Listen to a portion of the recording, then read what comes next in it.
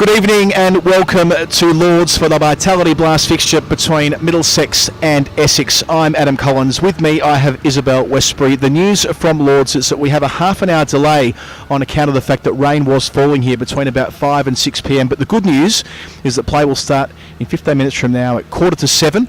Essex have won the toss, elected to bowl. We have one change to the Middlesex side with Miguel Cummins coming in at the expense of James Harris. And Essex, Isabel, are unchanged.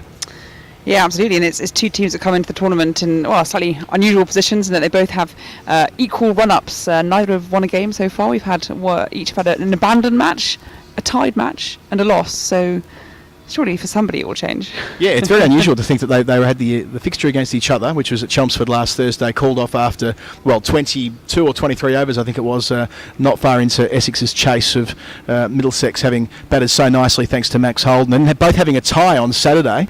And of course here at Lords it was the first home game, the first game indeed at Lords for 2020, finishing with a tie at 209 runs apiece. And then against Sussex here back on Tuesday night we had a final over thriller where Sussex got over the line by 3 wickets in slightly controversial circumstances, Izzy. Yeah, there was it was called a no ball eventually when we thought we had a wicket. Was it the third ball of the over, caught at short fine leg? I think Middlesex were very adamant that they had their man. It was David Visa who was going great guns, and I think went great guns again today for Sussex in a narrow loss against Kent. But it was called a no ball, and eventually post-match I think we found it was for height, but there was a little bit of why, how, what if during the match, and I think, I've got our Middlesex hats on quite literally, but I think Middlesex are very unlucky. So Middlesex are fifth coming into this evening and Essex are fourth, and let's take a look at that amazing finish here at Lords on Tuesday night.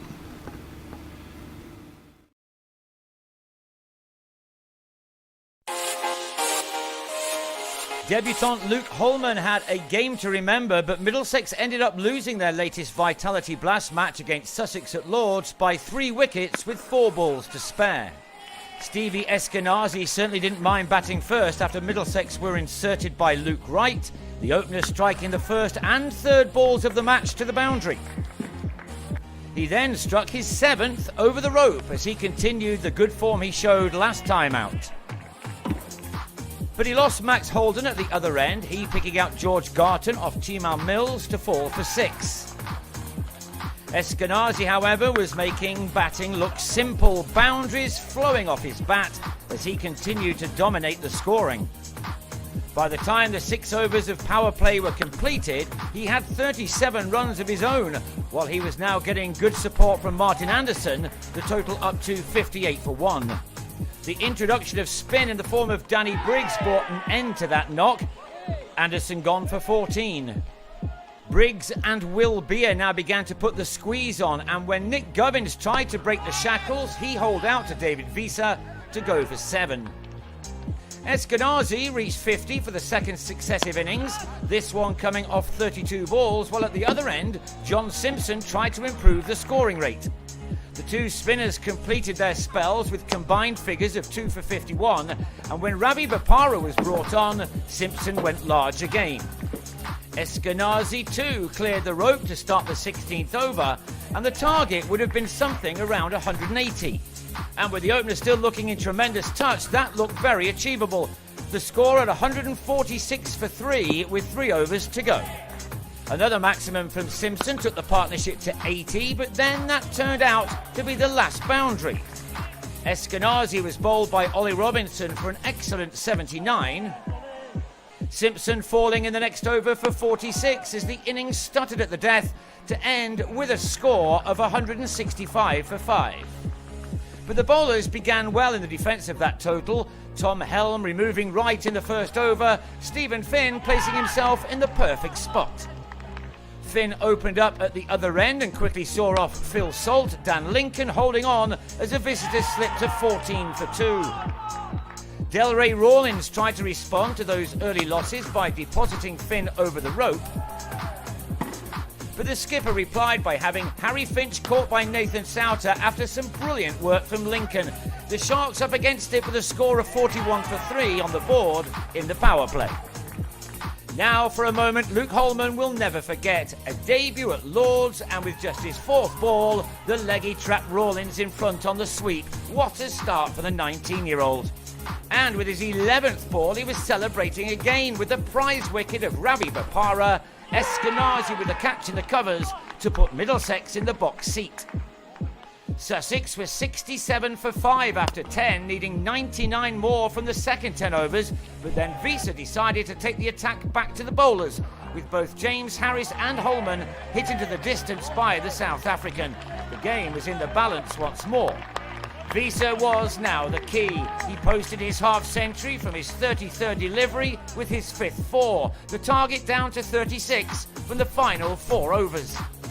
Souter's 4 cost only 20, and when he was replaced by Harris, the all-rounder struck first ball. Garton on his way for 19. Having tied their last match here, nerves were being shred again. Middlesex perhaps shading it when Helm bowled Robinson. 17 balls now left, 27 still needed.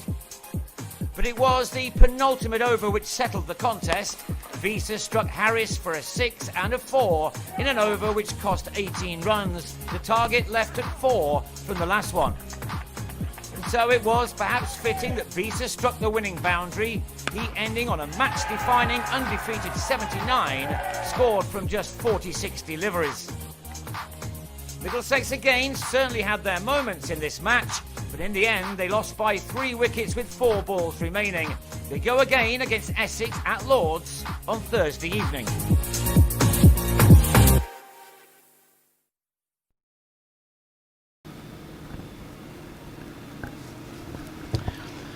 A brilliant game of cricket here at Lord's on Tuesday night, and that thrilling finish where Sussex came out victorious by 3 wickets. To recap the news, a slightly delayed start here at Lord's will kick off at 6:45. Middlesex will be batting first after Essex captain Simon Harmer won the toss and elected to field first. Middlesex have made one change to the 11 that played here on Tuesday night. Miguel Cummins coming into the side at the expense of James Harris, and for Essex they remain unchanged. They of course lost to Hampshire on Tuesday night by 5 wickets, but they're unchanged as well. Isabel, of course it's a game being played tonight here at Lord's with no fans, as it has been on Saturday and Tuesday. Slightly unusual, but we're grateful to be back in the great ground. Yeah, it really sort of brings resonance to the calm before the storm, because it's sort of an eerie silence around the ground at the moment. This incredible sort of 30,000 capacity-ish with the new stands up there as well, just completely empty, just the ground staff doing their thing, making sure that they get that deluge of rain that we had for about 15-20 minutes or so about an hour ago off the outfield, which they seem to be doing extremely diligently, but yes, calm before the storm. It happens so quickly, doesn't it? We thought when we arrived this afternoon, we thought this is a guaranteed majorly delayed start due to the heavy rain that was falling at about 5:15. Those of little faith, perhaps. But you see the way these ground staff work at Lord's, it is quite remarkable.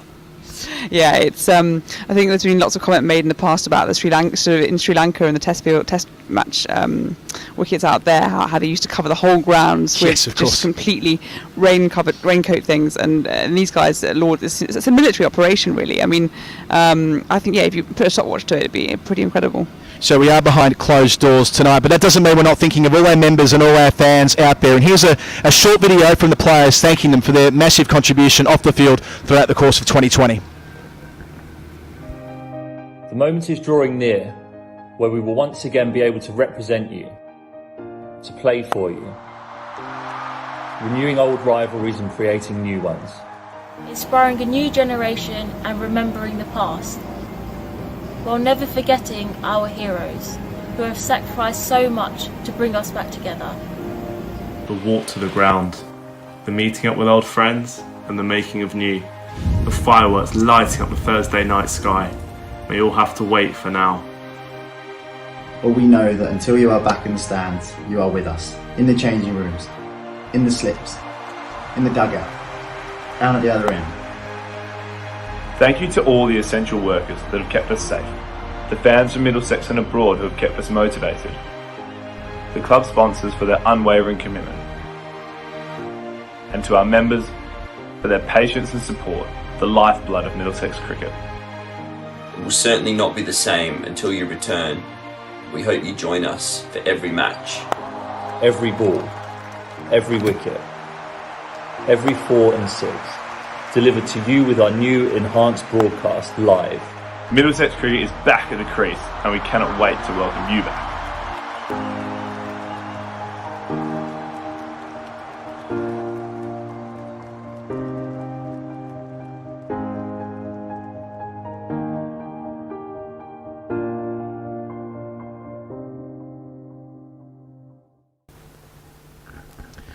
And now in the middle of Lords before play starts, a minute silence for former England and Northants all-rounder David Capel, who sadly died yesterday.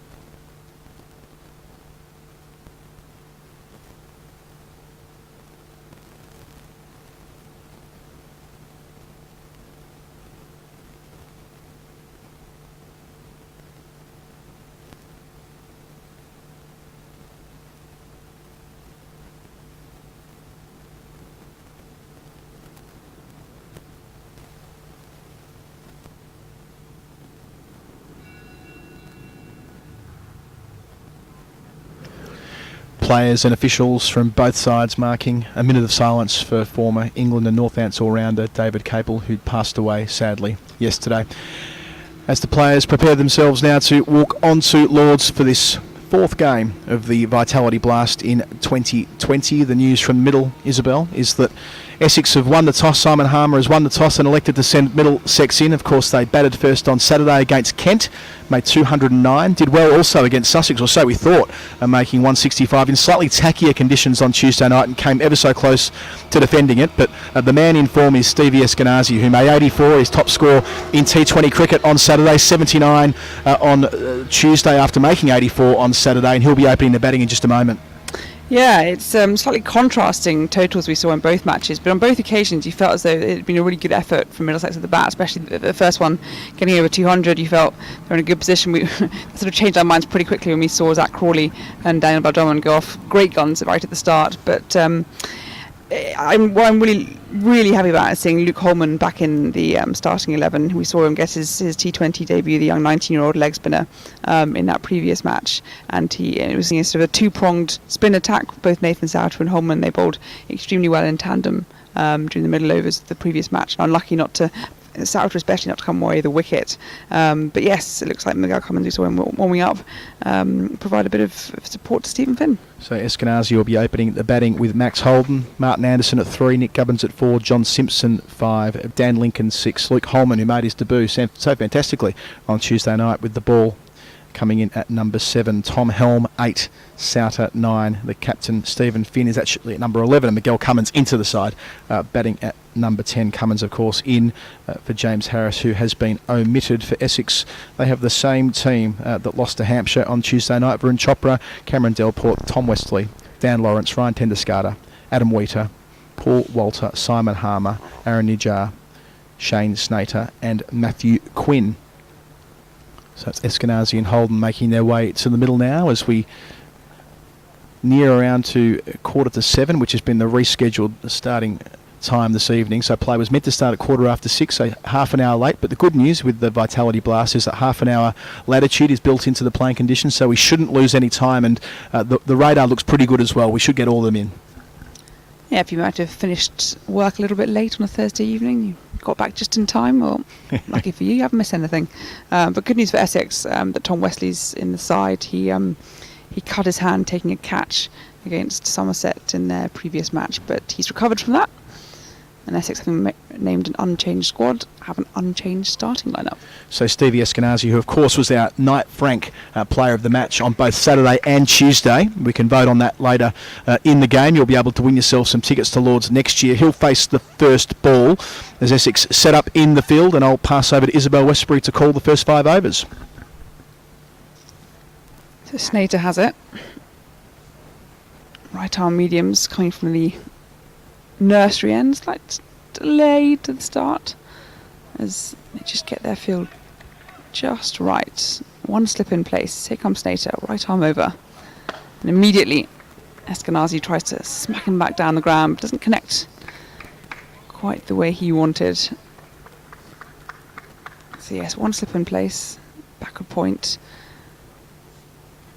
cover out in the ring, mid off, mid on, mid wicket, deep square leg, and a fine leg up inside the ring.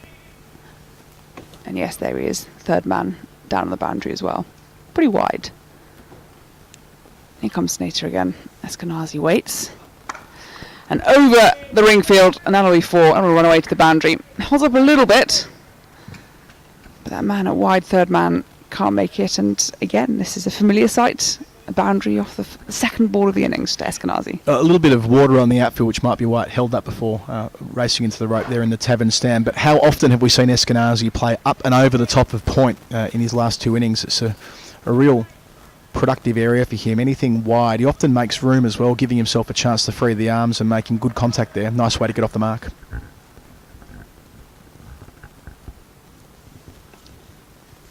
Snater again. There's a chop on by Eskenazi as Snater. Well, you can see the effort as he tumbles through and is following through. Yeah, I always like seeing a bowler go all the way over, reminiscent of, say, Mark Wood or Shane Watson, another one who often would end up flat on his back. Indeed, first ball that Shane Watson bowled in international cricket, he ended up falling over. It really endears a cricketer to a crowd, doesn't it? Because you Yes. can see, yeah, he's making an effort. He must be all right. We almost feel sorry for someone like Jofra Archer, who almost looks as though it comes so easily, when of course it doesn't. As Snater is in, this is turned on to the onside. Quick single there for Eskenazi, brings Holden on strike. He'll face his first delivery in a moment. Yeah, there are some cricketers where it looks as though it comes so easy.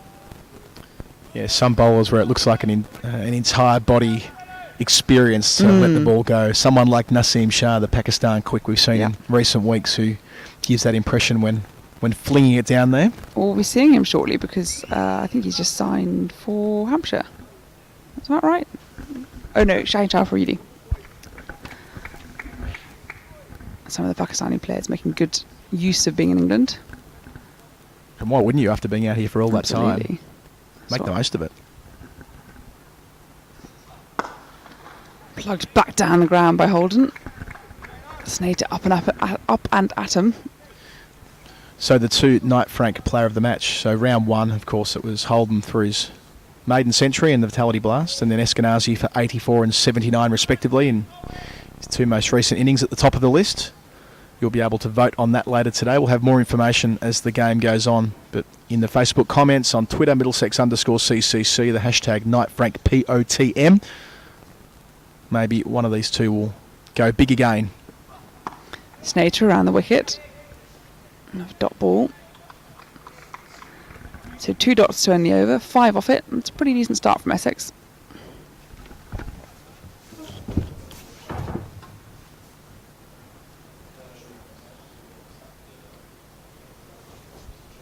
Very vibrant yellow outfits. From a distance, their caps look like those old style sort of quartered baggy caps, but of course everyone with the baseball ones these days, the ground staff at the moment are hovering around that hover cover, which whenever they do that, it just makes me a little bit nervous. We're not scheduled for any rain, and the clouds are really streaming overhead, travelling at quite some pace. But we're hoping for the rest of the evening to remain dry. Big mound of sawdust just behind Matthew Quinn is going to carry on from the pavilion end. Right arm medium bowling, right arm over the wicket to Eskenazi to face the first ball. He tries to pull and hits him in the midriff. And they declined the run. It's a good start there from Quinn. New Zealander. Yeah, he started well in the tournament, hasn't he? He picked up wickets in all 3 games, 1 for 27, 2 for 26, 2 for 24. They're good numbers. Played 4 games last year for 6 wickets in that campaign where Essex went all the way. But taking full advantage of that British passport to be playing as a local, despite the fact that he does hail from New Zealand.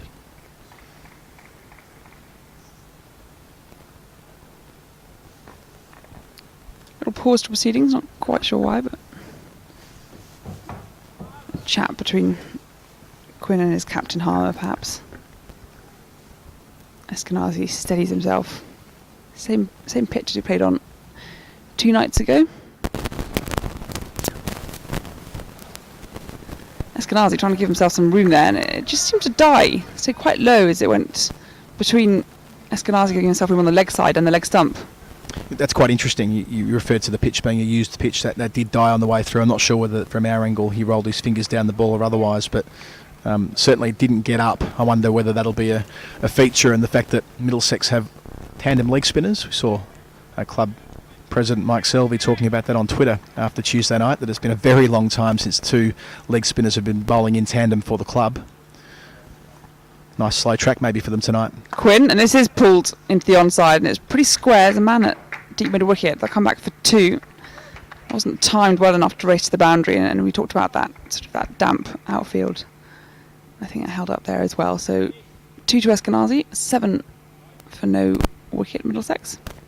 I mean, of course, 2 20-over innings shouldn't make the pitch too different to Tuesday night, but the fact that it's been prepared for Tuesday and they're using it again today. I just wonder whether the dampness, the humidity as well, is sort of noticeably sort of something in the air might have an effect as well. Here comes Quinn, and this is driven but not timed, only so far as cover, no run.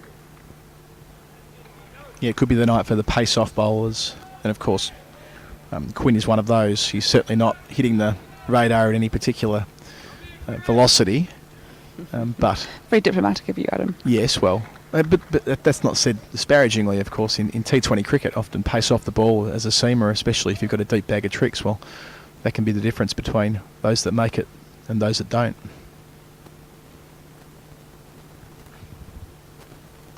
Quinn again. And this is pulled nicely. And this one he has got hold of fully, but he's pulled it straight into the line of the man at mid-wicket. Nice throw in. He's skidded in the outfield, and you can tell it's still pretty wet out there.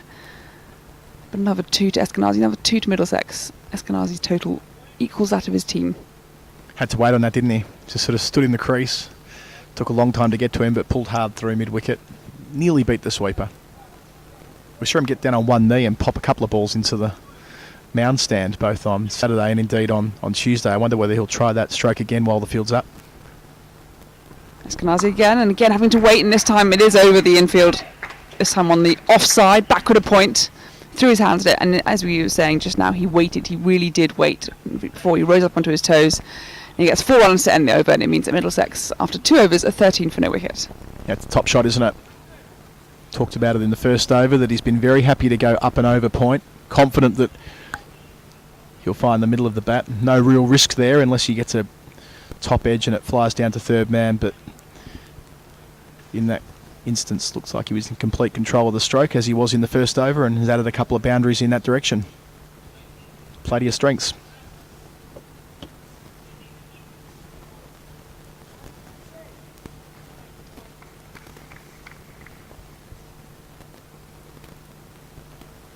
Snater to continue from the nursery end round the wicket to Holden. Clips on the front pad, but certainly careering down the leg side, come through for a leg bye.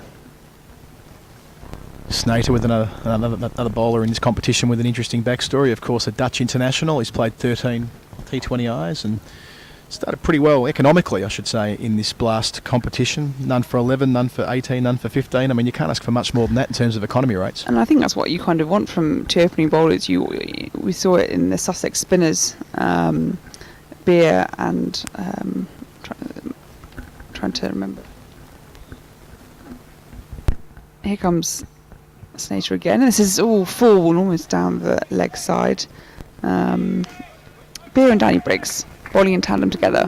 One really sort of stemmed the flow of runs, and one was there for the wickets. And we were seeing this with this opening duo as well of Quinn and Snater. Snater, as you say, those returns are incredible. They're almost half of what Quinn's getting each time, presuming that these are all 4 over spells. So, yeah, a good little opening attack. Unfortunately for Essex, it hasn't really produced the dividends in terms of results so far.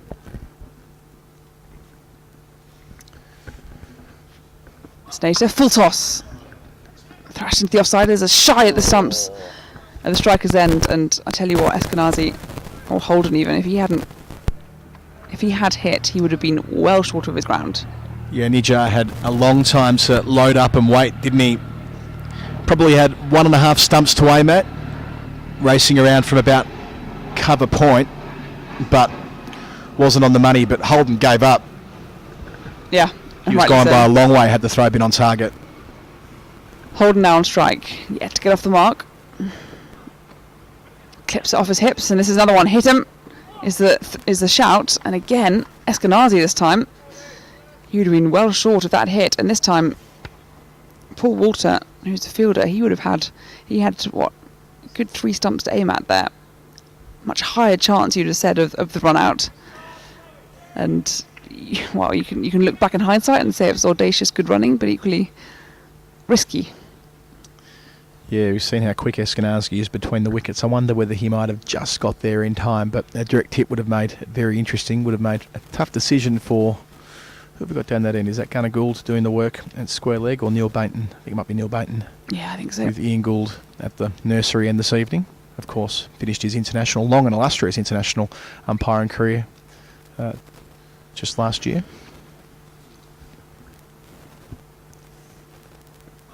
This one's pulled nicely by Eskenazi, but again dying in the outfield, wet outfield as it reaches the fielder at square leg.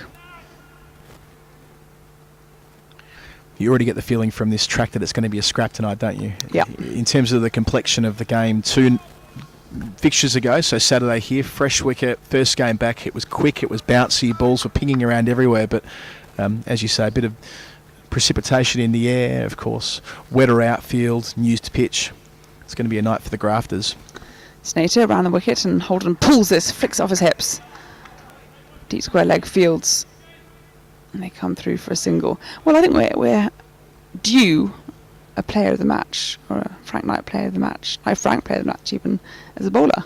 I would agree. I mean, I don't think Nathan Souter would have been far away had Middlesex gotten over the line on Saturday, given how well he bowled and how well he fought back after his first over, took some tap, then 2 important wickets. But more often than not, short form cricket, T20 cricket, is a batter's game.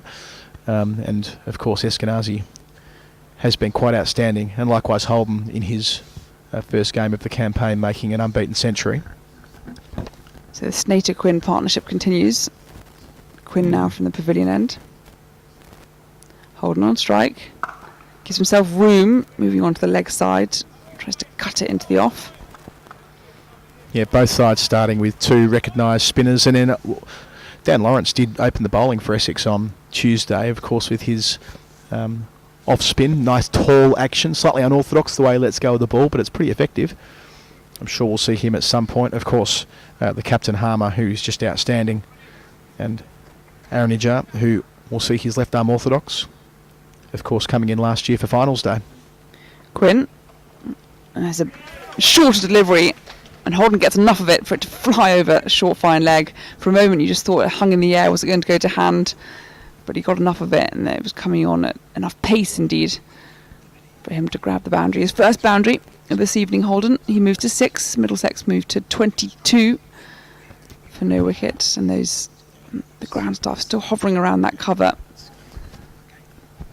Onerous signs, but I think we're all right. I hope we're all right. The floodlights are in full flow, full beam. It's a pretty dark and overclouded night.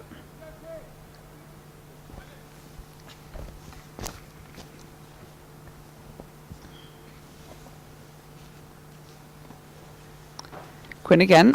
This is padded back down the ground, and there's going to be a really quick single here from Holden. He put pressure on the fielder there to because again, you'd have thought he'd picked that up cleanly. It would have been pretty tight. As it was, one more to the total, 23 for no wicket.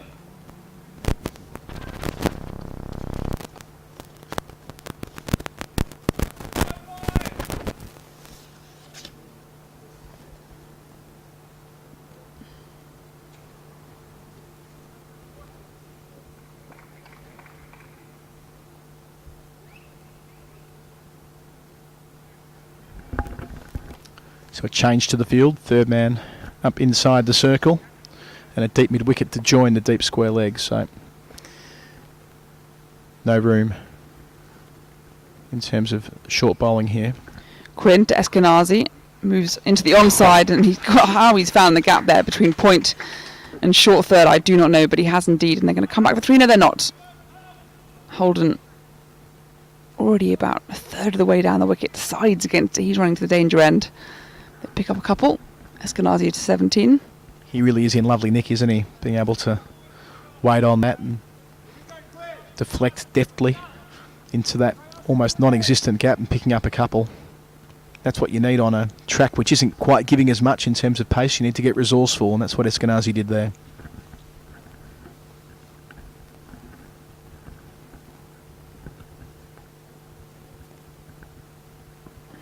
Slower ball and weighted well.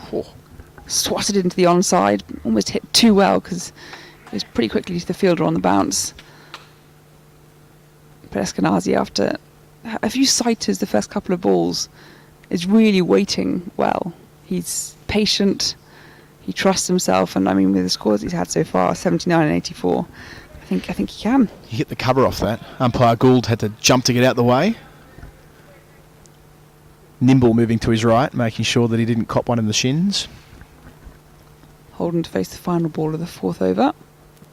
And this one's just dabbed into the onside again. The shout have hit him at the striker's end, the danger end, but Eskenazi is safe, and it means that Middlesex end the fourth over, 27 for no wicket, and we'll just cut away for a short ad break.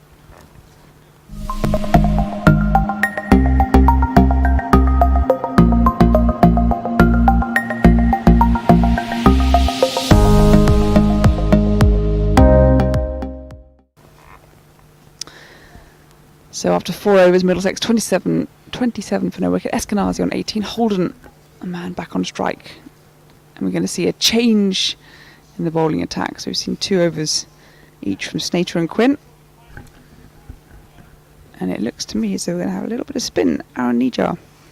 Yeah, spin for the first time inside the power play. I'm not surprised to see that, given, as we've mentioned already, that it's a fraction tacky out there at the moment. Maybe take advantage of that while the field's up. Swept immediately. Shouts of catch as there was aerial for a fleeting moment, but Holden there with a reverse sweep. Rather beautiful, really. Yeah, well executed, wasn't it? With a packed offside field on the ring there, so 4 men patrolling that region. He had to be precise, and that he was, but as you know, Isabel, that shot's practice as much as any now, isn't it? Especially the short form top order players who know that they need to be able to play reverse as often as they are conventionally on the sweep. Yeah, very packed offside circle, that ring field, and he managed to splice it. Down the track this time, Holden, and he rammed that into the ground, ricocheting off the turf almost for a minute. It might have been a crowd catch as it hit the hands of Simon Harmer at extra cover, but no run. Flatter delivery, and again Holden down the track, and this one has just about cleared the ropes of long on, and he'll get 6 for it.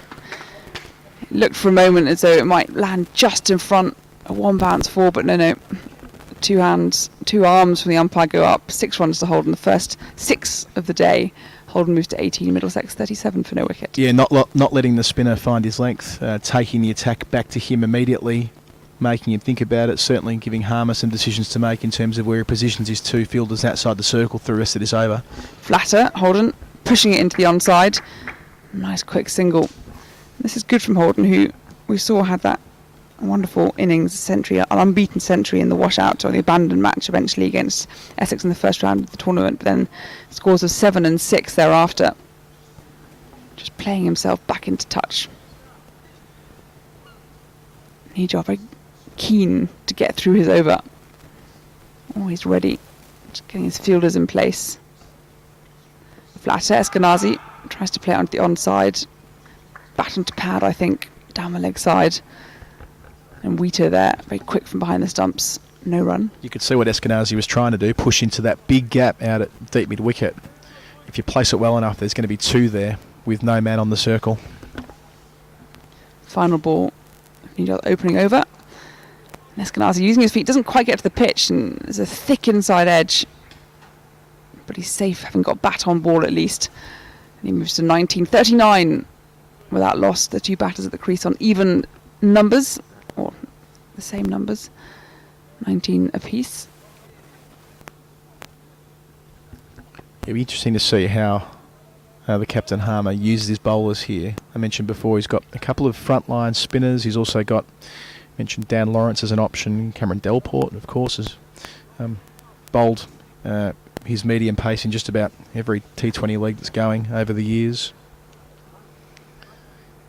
So he's spoilt for choice. That's why Essex is such a formidable side in short form cricket, losing, of course, their first game in any format on Tuesday night for 13 months, would you believe? It's quite the stat when they popped it up on Twitter after they lost to Hampshire on Tuesday night. It'll be Dan Lawrence taking up the attack from the pavilion end. He'll start with his spin around the wicket. An ungainly approach, but it does the trick most of the time. It's gone through to the wicket keeper and isn't signalled. Is that on account of the fact that he'd already shaped up to switch hit, Isabel? It looked to me on the face of it as though that would have been called a leg side wide, but by that point Eskenazi was all the way around. Lawrence again around the wicket. Eskenazi using his feet over the top of backward square. A couple of bounces over the rope. 4 runs it is into the 20s. Yeah, absolutely. I think it was definitely the fact that Eskenazi there had shaped up to play the reverse sweep. So it's almost, if you've done it so early, you're not negating really that wide down leg side, because it's almost like where am I allowed to bowl? Fair enough too. I mean, it's often said it's a batter's game. If you can't alter in your approach as a bowler after seeing the batsman coming, then what can you do? So fair play to Lawrence, but that next delivery, no such concern. Getting down the track, his back pad kissing the turf as contact was made. Lovely shot. So Lawrence bouncing in, reminiscent of Peter Taylor many years ago. Bowls here. Eskenazi beaten outside the off stump. Tried to steer it through that gap, if you could even call it a gap really, between backward point and short third. So well pushed through there from Lawrence. Not a lot of turn, but difficult to get away. Men out at long on and deep mid wicket. Almost a cow corner.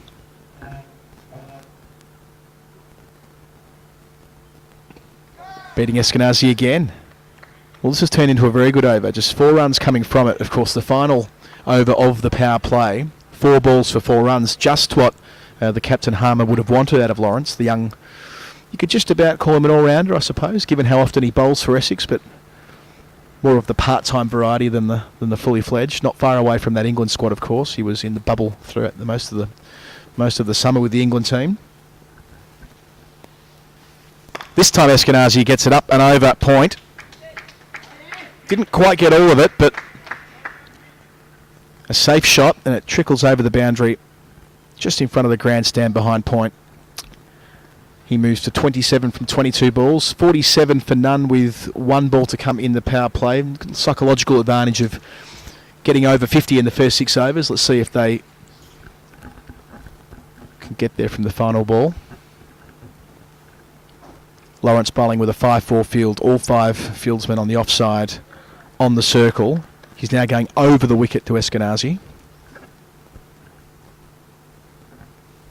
who gets a full toss and can't beat the man at cover. So the power play's over. Middlesex 47 for none. Eskenazi, frustrated with that final ball, throws the bat in the air and catches it on the way down.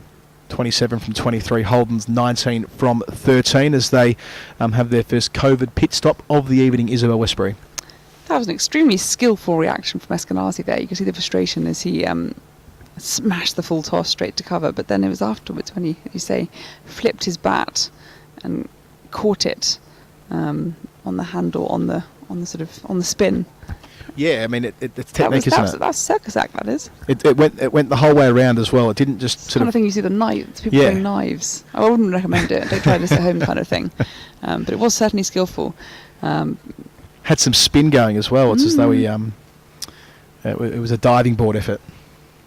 But yes, frustration from Eskenazi not to have put away the full toss. But sometimes they do creep up on you by surprise. And I guess the alternative, the other thing you could say is, well, at least it wasn't a wicket. So having a change of gloves, I think it is as well for Eskenazi. Interesting. Very quick change, racing on and off. I can't see who's under the mask and under the mask, the cap, the under gloves, the cap and the vest there. But Inspector Cluedo out there. He's just about broken 10 seconds for the 100 metres. He's on and off so quickly. Right, so it'll be spin, Nijar. He's second over. Men outside the circle now, the power play's over. One of them is picked out by Holden, deep mid-wicket for a single. 48 for none. So to set it up, we've got a deep cover, which now becomes, I should say, a deep mid-wicket with the right-hander Eskenazi on strike. I'll start again. Deep square, deep mid-wicket, long on, long off, and a deep cover point patrolling that rope in front of the mound stand. Eskenazi pushing down towards long on. Nijar threatens to do the fielding off his own bowling, chasing it down there, escorting it down there, but in the end it's picked up by the man racing in. Tenduscarter doing the work down there. Another single, 49 for none.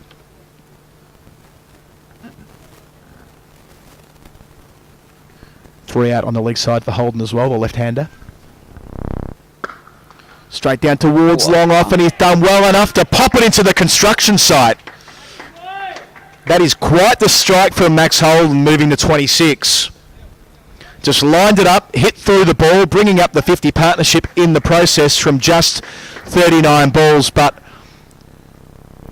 that is going to be requiring a change of ball because no one is going to be climbing into the construction site in the new in the new Compton stand, I should say, to pick it up after that went over the top of not quite the sight screen, but the white board to the left of the sight screen. That was quite the strike. It was indeed, especially considering that there's a long off out there who Holden's seen, he's weighed him up, and he's decided I can beat you. So quite the audacious stroke, but one that he's completed with ease. Very good looking shot. Of course, made 100 against Essex just last Thursday. Well on the way again here, Holden, who takes another single behind square. So he's 27 from 16 balls. Of course, he made his 102 of 60 deliveries at Chelmsford last Thursday in that abandoned game.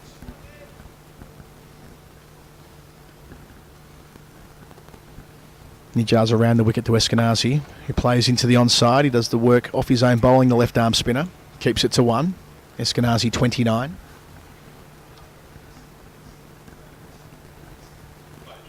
Yeah, amazing to think they've had a washout, a tie and a loss each coming into tonight. So they're 5th and 4th, Middlesex 5th, Essex 4th. Mirror, mirror on the wall. Last ball of the over. Holden goes again over the top of mid-wicket and it's gone for 6. Just clearing the rope. Flat, skiddy, beautifully timed. 2 big ones in the over. Middlesex are now 63 for none after 7 overs. Holden making the most of the left arm spin.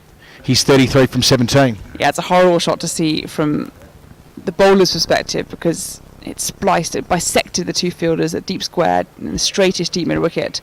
Had there been a man in between the two of them, it would have fallen straight into his hands, like no dramas there whatsoever. It only just made it over the boundary rope. So, yeah, good placement there from Max Holden. He knew exactly where they were. And Nijar, as you say, been hit for 2 sixes in that over.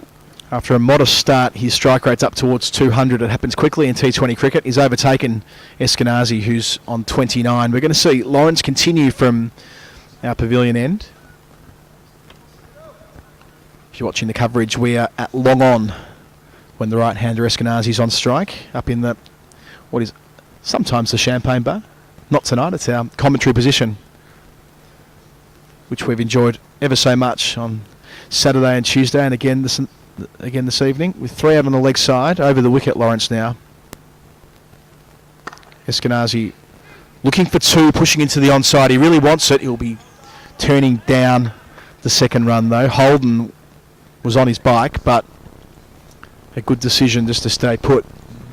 Yeah, Fielding. Maybe the experience of a couple of closer ones that they may have liked in the early opening overs may have informed that one. They're both going well, no need to risk it. The ground staff are now manning the hover cover. That's not great news. And maybe there's some rain coming from behind our left shoulder. That's where it was making its way from earlier in the evening as Lawrence arrives at the crease. And Holden pulls through mid-wicket. Times it well. Only 1 to long on. The captain arm are doing the work. Cannoning the ball in on the bounce. 66 for naught.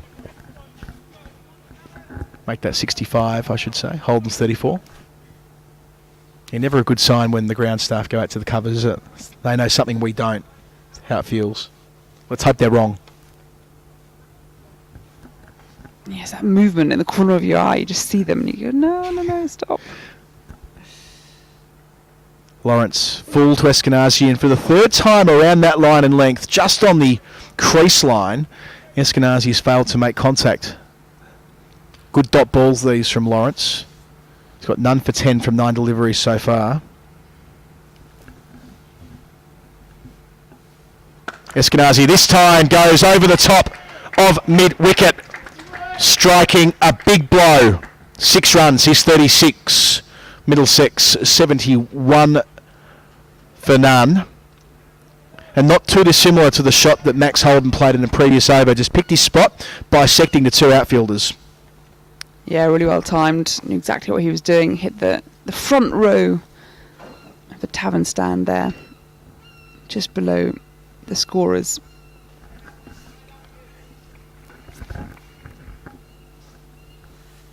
So Lawrence just cleaning the ball after it got a bit wet out there. Goes again.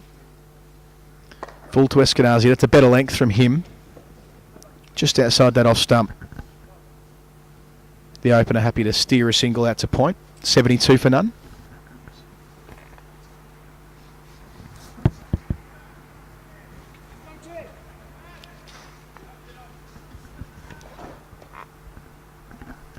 Last ball of the 8th over. 3 out on the leg side, fine leg inside the circle. And Holden takes 1 to mid-wicket. At the end of 8 overs with Holden 35 and Eskenazi 37. Middlesex are 73 for none.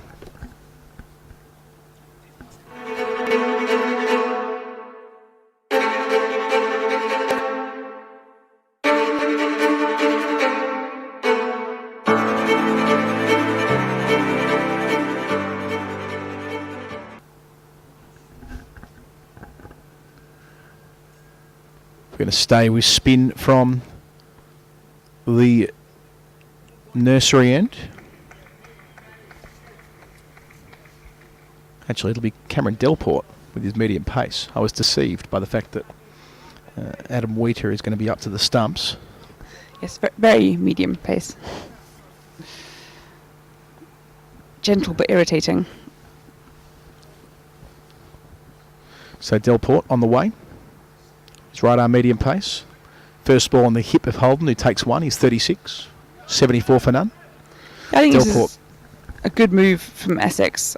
We've seen that these 2 players are happy to dance down the track and hit the spinners over their head, but something in between that pace off, but not quite there for the hitting. Yeah, I think that's exactly right. It's pace off, isn't it? It's that kind of track. Oh, nearly threw him here. Forcing Eskenazi to make the pace. He missed it altogether. A bye is signalled by umpire Gould, so 75 for none. 1 into the sundries column. Delport has been going around for a long time. He's played 239 matches, made over 5,500 runs, 66 wickets along the way. Of course, played international cricket. Bowling here around the wicket. Holden goes straight and strikes it well enough to get a couple. That's fantastic fielding on the long on boundary. Really, really good. Come back for a couple. Really nicely done. Paul Walter out there. Yeah. It looked for all money as it was sailing across. But he caught hold of the ball on the dive, flung it back in. didn't get pushed over with the momentum. Yeah, just on Delport, I was looking at his page before we showed up here tonight. He's bowling here to Holden. Oh, he goes over the top of square leg and just clears the sweeper. 6 more for the left-hander. He moves to 44. Middlesex 83 for none. That's his third big one. Yeah, interesting from Holden. It seems as though he's decided to play Delport as if he were a spinner. We're seeing already using his feet, manufacturing full tosses, really taking it to the opponents. Delport full again, and Holden goes down the ground for 1 this time. He's 45. So he's cleared the rope 4 times, I said 3. So 4 6s and a couple of 4s. His strike rate now is up at 200 exactly, 44. Sorry, it's just dipped below when he strikes that single, moving to 45 from 23 balls. But all the same, he was about 10 off 10 to start with, and he's really turned it on thereafter. Delport to Eskenazi, who this time had sliced into the offside, running in from deep point, and the catch is put down. Not far away at all from Dan Lawrence's outstretched fingers. Got the dive in just in time, but he had so much work to do. Not quite sure if it carried. It probably did, judging by the response of the Essex fielders, but Eskenazi survives. He's on 38. They came back for a couple. A lot of ground to make from Lawrence there. He did well to get to the ball just in time. But it's one of those horrible ones that was already careering into the turf. Could he get his hands underneath it and not let the momentum carry it through? He didn't in the end. So still no wickets for Essex. It was 1 off the last ball, not 2. I was watching the response from Lawrence, but they were happy to stay put. And Simon Harmer is going to come into the attack as Essex's 6th bowler. Wouldn't be often he would coming on as bowler number 6, the captain, of course. What a fabulous contribution he's been making in all formats. First ball here, over the top goes Eskenazi. No concern with the timing on that occasion. He joins Holden in the 40s. He's 44 from 32 balls. Essex move, Middlesex even, move into the 90s, 91 for none. A nicely swept 6. The second is popped into that grandstand this evening, Isabel Westbury. It's lovely to see from Middlesex because this is the first time that we've seen these two at the crease, Eskenazi and Holden, bat in tandem to create a really good opening stand. On each occasion, one of them's gone through and gone big. Can't beat Harmer in the follow-through here. But when one has succeeded, the other has failed, which is the first time we've seen them play together, and it's a wonderful sight. It's very symmetrical almost. Eskenazi really is having a fantastic campaign. Pushing 1. Calls 2 off the bat to mid-wicket, and they'll get through comfortably. That really is good batting. Seeing it nice and early, weighting it well, knowing that there was no mid-wicket on the circle, running in from the tavern stand, the sweeper Lawrence, and knew that there was the chance to get back for a couple. 93 for none. He's overtaken Holden again. Both nearing 50. 2 again's the call from Eskenazi. In the gap between the sweepers at long on and deep mid-wicket.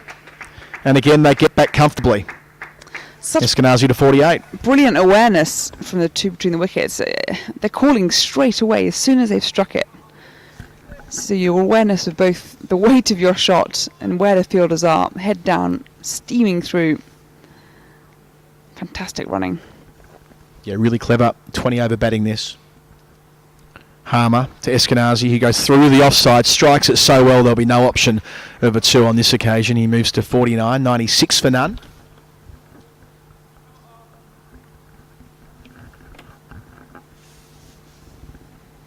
I wonder if Holden will just think, nice little boundary here, take us over the century mark within the 10 overs. Yeah, 1 ball to come in this 10th over, so they're 4 short of an even 100. No wickets as yet. Will Harmer try and get there with a 6? Or Holden even, off Harmer. No, he's happy with 1 to keep the strike. So after 10 overs, Middlesex have done very nicely indeed, considering it doesn't look like the most helpful of surfaces. They're 97 without loss, with Holden on at 46 and Eskenazi on 49 from 36 balls, as I pass the baton back to Isabel Westbury. Sensible play from the Middlesex duo. lighter heads such as mine might have just gone, all right, we're going to get the 100 within the 10 overs, dance down the track, off you go. But Holden knows what he's doing, 46 and 24. And that scoreboard looking very healthy indeed. There's the dark clouds to our right seem to be racing away from us. I'm happy to report it's quite a breeze, the flag at almost horizontal now as Delport continues from the nursery end. Yep. Holden goes for a big strike, misses it completely, hits the pads, the umpire's finger pops up and Holden is dismissed agonisingly short of his half century. He falls for 46 from 24 balls, and on the strike of the 10th over, 10.1 overs that is, Middlesex lose their first wicket, 97 for 1. Yeah, fairly straightforward decision for umpire Gould there. By the looks, it was a rudimentary appeal from the Essex fielders, and the finger went up as Delport turned around. So Holden has done his job as far as getting Middlesex to 97 before losing a wicket, adding 46 in good time, a strike rate up and around the 200 mark, and really did put the foot down after the power play, which was really important because they actually scored more runs in the second 5 overs than the first 5 overs, which is not that common in T20 cricket. Usually things slow down a little bit in the overs following the 6 over power play, but he managed to keep the foot down, struck 4 sixes along the way and added 46 to the century he made against Essex on Thursday. Yeah, good to see him come to the crease early doors. I think he's wearing different trainers. He's got some very bright yellow soles to them. Oh, I like them. Oh, so it's almost the colour of the Essex kit, really. Stand out from the crowd. Here comes Delport. Round the wicket. And Simpson off the mark straight away. Crunching it down to long off. So Delport now has 67 wickets in T20 cricket. He's played for 24 clubs along the way, I should add. Wow. In different, of course, forms of the game and different age group levels when growing up in South Africa and so on. But nonetheless, it is quite an impressive group of teams when you see them listed all together. There must be some sort of records out there. How many professional clubs can you play for in your Yeah, career? there are a couple of contenders for that. I'll run you through them as we work through the over. I was going to say, you've probably already crunched numbers on that, haven't you? A couple I know off the top of my head. Delport, this is a slower ball and a full toss, and he's done well not to manufacture that into a no ball, and runs down to backward of third, and that will be the 100 up for Middlesex, and indeed it will be Eskenazi's 50 as well, so 51 from 37 balls, 4 fours, 2 sixes. Another 3 consecutive half centuries for Eskenazi. He's on strike once more. There's Delport, he hits this straight down the throat of the man at short fine leg, and Eskenazi, having reached his 50, has fallen. So we've seen 2 wickets fall in quick succession. Eskenazi goes 51 from 37 balls, just as he brought up the half century, just as Middlesex has brought up their century, and that's disappointing considering the platform that the 2 openers set initially. So 2 wickets in the over for Delport, indeed. 2 wickets in the space of 4 balls, which remove Holden and now Eskenazi. But you mentioned 3 half centuries on the bounce. He came into this competition having made 5 across his career, now has 8 to his name, and really did do the job again tonight in different kind of conditions. He had to make the pace play more cleverly. He wasn't able just to kind of open up the face of the bat and play over the top of point, as he did so well against Kent and Sussex, I should say. But it was a different kind of innings tonight, but the result was the same, adding more than a half century rather, for his side, and making sure they have this platform for the second half. I think we're going to see Martin Anderson make his way to the crease. Indeed it is. Young all-rounder. Product of the Leeds Bradford MCCU, I believe. Here comes Delport going over the wicket to the right-hander. Padded back at the bowler. So Middlesex, having raced off, has had a really good platform now to rebuild. 2 men in who very early on in their innings.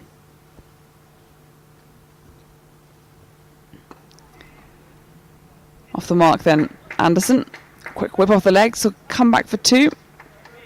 Slight misfield perhaps at short fine.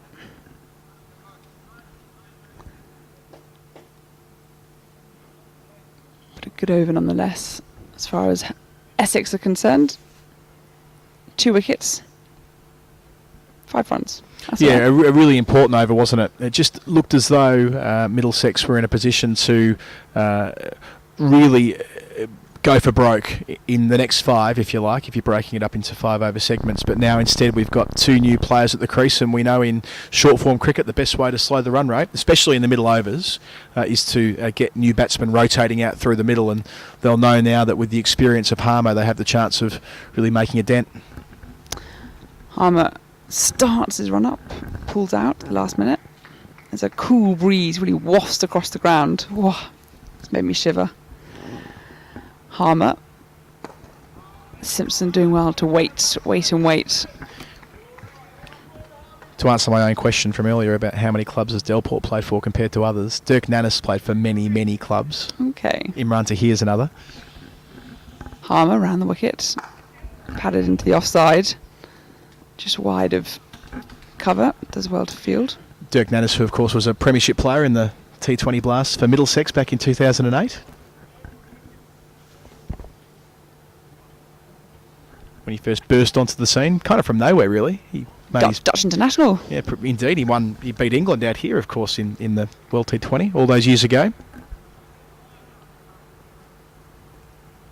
Talks most fondly about his brief Dutch career. Harmer over the wicket to Anderson, who skips down the track. Ball's in the air, out to the man at long on, and it's taken. Oh dear. I think he knew he was there. He wanted to get to the pitch. The ball is going to take him on. But the bowler won. Anderson falls. He falls for 2. Middlesex 103 for 3. And my goodness, how quickly the state of a match can change. Yeah, wickets on 97, 100 and 103 all in the space of about an over and a half. And as we mentioned at the start of Harmer's second over, this is where he does so well. In the middle overs, being able to take consistent wickets. And yes, the complexion of the game does change now, and the pressure certainly transfers onto the Middlesex middle order. Those wickets coming in the space of just 9 balls as well. 3 wickets and 9 balls. Well. What can we do to reverse things then? Middlesex, and as Dan Lincoln makes his way to the non-strikers end, they crossed, of course. Simpson on strike, and this is driven into the onside for a single. So an interesting change in approach in terms of the batting order tonight, with Nick Gubbins yet to walk out. Of course, he did very nicely against Kent with a brisk half century. But Simpson was fabulous as well, indeed in both games here at Lord's so far. Harmer pushing Lincoln onto the back foot, tries to turn it onto the onside, doesn't succeed in getting a run. And now Lincoln's been also pushed up ahead of Gubbins. We saw Lincoln strike some very high and some very long balls against Kent on Saturday. He waits, full of ball, plugs it down the ground, along the ground to long on. And he's off the mark then, Lincoln. Off the mark with a single. Middlesex 105 for 3.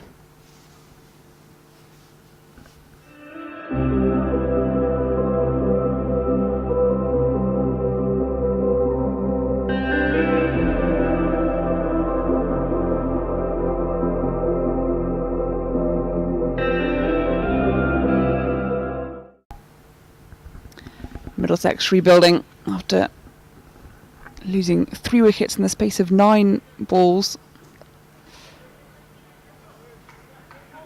And just 6 runs as well. Essex, meanwhile, are going to have a change of bowling. No, they're not. Karen Delport's going to continue because he's been doing rather well for them. 2 for 16 off his 2 overs. Both those wickets falling in the last one. Here he comes. Right arm over the wicket. Forward comes Lincoln. Big stride forward. They come through for a nice looking single. Bit of support from the sidelines. Middlesex just willing their team on. Just trying to pinch themselves to where they were a few moments ago to where they are now. 106 for 3. Really dark here. I don't expect when they set up tonight they wouldn't have thought that Paul Walter wouldn't have bowled yet with his sort of left arm angle, but So far, Delport's essentially bowling his overs, doing it well. Around the wicket, Simpson over the top, back over the bowler's head, and that's a beautiful, beautiful 6. Spliced the 2 fielders at long on and long off. It was hit hard, it was hit flat. And that's a beautiful looking shot, 112 for 3. How's the short arm jab on that? The timing, just barely a backswing at all. Perfect contact, so sweet. Crashed into that side screen. He's done that a few times over the last 3 games. Straight 6s. Delport. Simpson, full toss. Oh. I wonder if this will be called a no ball. It is indeed. So we caught at the man at deep mid wicket, but it's a no ball. It's above waist height. It was called immediately. And it means we're going to have a free hit, but it's going to be Lincoln who grabs the strike, wrestles the strike off Simpson. That's a nice thing to have, a free hit when you're on just 2. I was going to say, Lincoln strikes me as the kind of guy who'll enjoy a free hit. He also strikes me as the kind of guy who'll pop a ball like into Father Time at some stage while he's playing here. He seems to have that club in the bag, how high he strikes it. The way he goes about it, of course, brilliant in the field as well. What was involved in an excellent relay effort over in front of the grandstand on Tuesday night, but now can potentially make the most of that golden opportunity, the free hit. Some tweaks to the field as a result. Yeah, they're allowed to change the field, having the batsman having crossed. So a 3rd man now.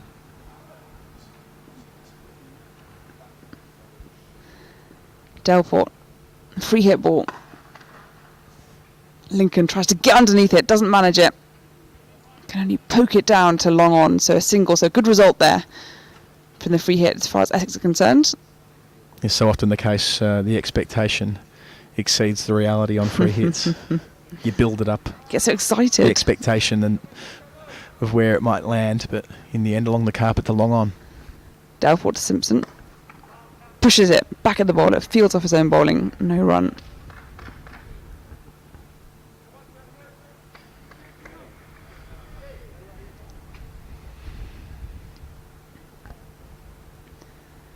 Comes again. Simpson nicely giving himself room, pushing himself onto the onside so he can drive it down to the corner of extra cover, deep into the offside.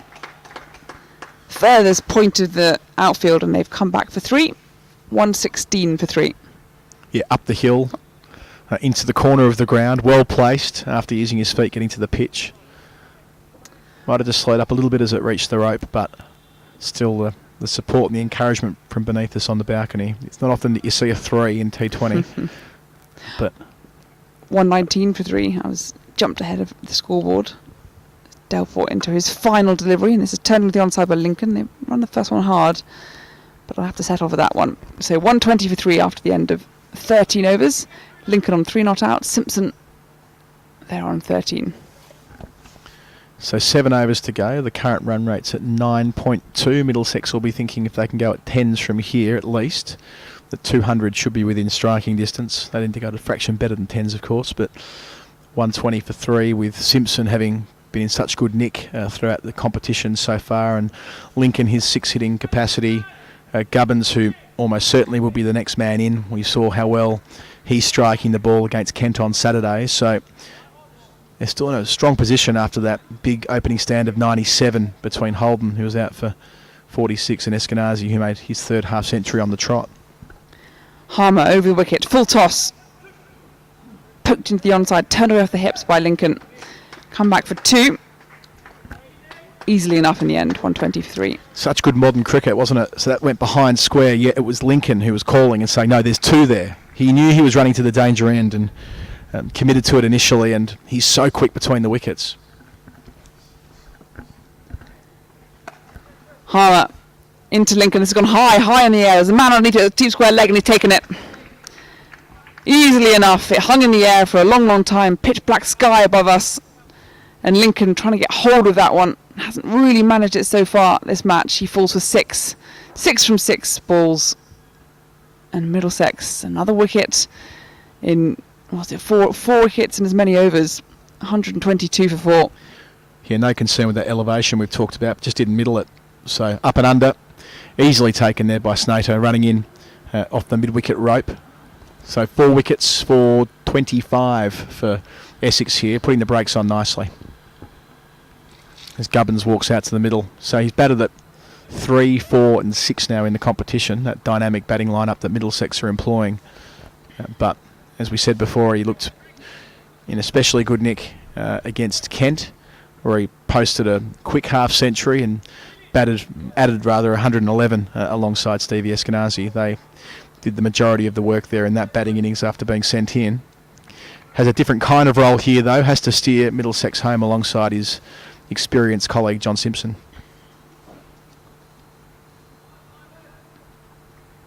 Right then, let's see what they can do. Simpson on strike, batter's crossed. Harmer, right arm round. It's floaty, and it was a miss-stumping. He'd skipped onto the leg side. It had passed the outside edge. Wheater there behind the stumps, ready to take it. Missed them all. And Simpson got away with that one. Agonisingly close, Essex there to their 5th wicket. Didn't quite manage it. Yeah, that would have been important. 2 in 2. You're getting a look at the lower order with plenty of overs to go, but the reprieve first up. Harmer into Simpson. Floated it up, and again, this one misses the batter, misses the keeper, and skirts down. I wonder if it's going to be called a wide. It is. It was quite far down the leg side, this one. So they pick up a couple. Yeah, frustrating for Wheater. It's horrible as a keeper because your view is completely obscured. You can't see anything. You're just there sort of judging by body language almost, hoping that you've put yourself in front of the ball.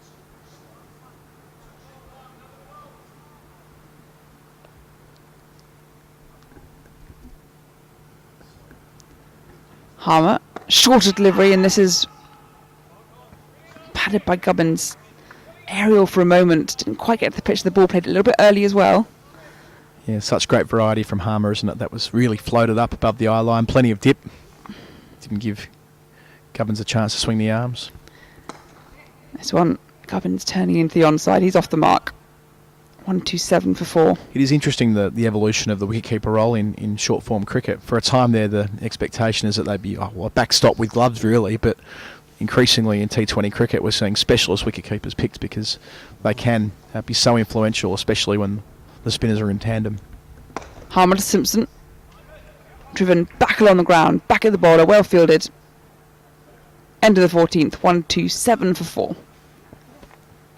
Thinking about that with respect to Mohammad Rizwan, the Pakistani wicketkeeper who was well and truly back in the pecking order a couple of years ago, but has reached the top flight now in all 3 forms of the game, and he's, I guess, more a classical wicketkeeper. Bats very nicely as well, I should add, but he's made a couple of international hundreds for the Pakistan one-day international team. But he's principally there because they know that his gloves are a worthwhile investment week to week, because how often do you see it in these 20-over fixtures that there will be a moment where the wicketkeeper can influence the game with the gloves, not just with the bat, I should say. Dan Lawrence brought back into the attack from the nursery end. Very busy before he reaches the crease, arms everywhere. Gets the ball down nicely, and they're going to come back for 2. It's more good running from Middlesex. Gubbins, of course, very fast between the wickets, as is Simpson, to be honest. Don't want to do him a disservice. Lawrence's bowling action is going to get so much attention from watchers on when he does eventually debut for England, just with the arm going past the perpendicular and the just looks exhausting, really. That last thrusts on the way in. Before he's even reached the crease. It's going to make for some lovely photos, put it that way. Yeah, that's true. Some maybe not lovely, maybe that might be the wrong adjective. Some interesting photos. Here he comes again around the wicket, and this is pushed into the offside, wide of man at extra cover. Harmer there, just waving it through to deep extra. Gubbins has another to his total. He moves to 4, 130 for 4.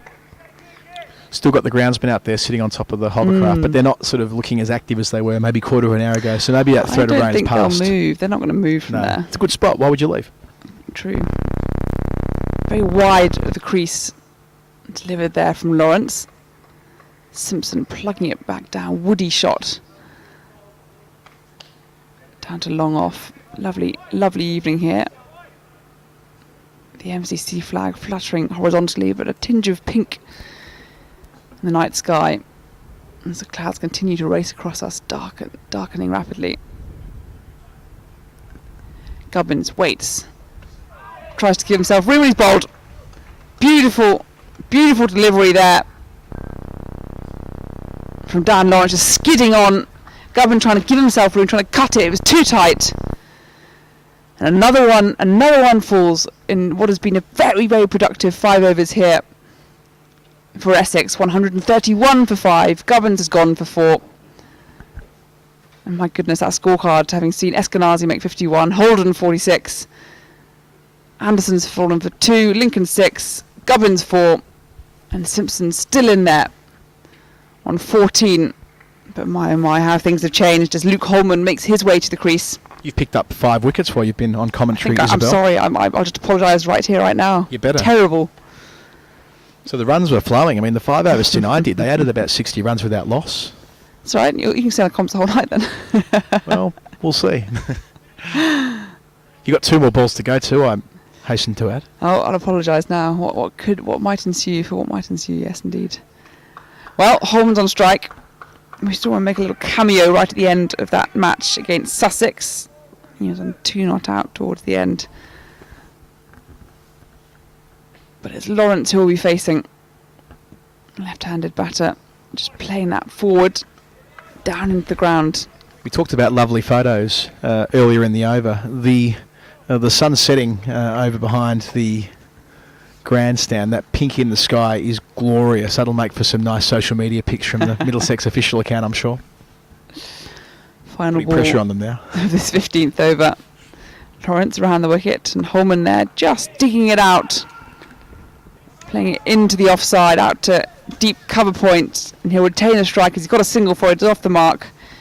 And Middlesex 132 for 5 going into the last 5 overs of this first innings. So expectations have altered somewhat since I was last on, Mike, where they've gone from 97 for none to 132 for 5 in that little stretch. So losing 5 for 35 over the last 5 overs. Simpson, who walked out at number 3, he's still there on 14 from 11 balls, and Holman, the teenage newcomer, who picked up a couple of wickets on Tuesday. Very impressive with his wrist spin. He's walked out there at number 7, the all-rounder. Harmer now on to bowl his 4th over, 4th and final over from our pavilion end. 3 out on the leg side. And Holman works him through cover to Lawrence, who's sweeping there in front of the mound stand. They take a single. Not so many people watching from their balconies tonight, I'm afraid. Maybe they're inside watching the stream. If you are indeed watching the stream from the balcony of one of those apartments, drop us a tweet. Harmer bowls and Simpson cuts to backward point, no run.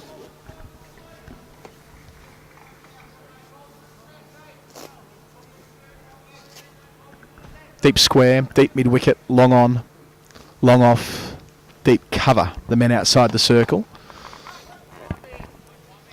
Simpson unable to get this off the square, and in turn an important dot ball for Harmer. 2 for 21 from his 3.3 overs so far.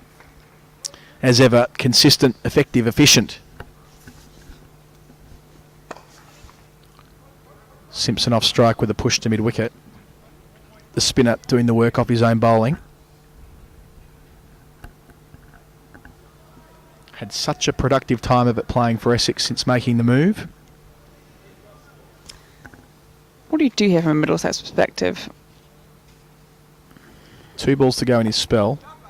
The first of those is pushed to mid-wicket by Holman. So maybe they're just trying to see off the threat of Harmer to an extent here. Yeah. Mitigate that risk before really opening up in the final 4 overs. Harmer's last ball here to Holman. Calls 2 off the bat to deep point. It'll be bowled if they come back. They elect not to, which looks wise. So at the end of 16 overs, Middlesex 135 for 5.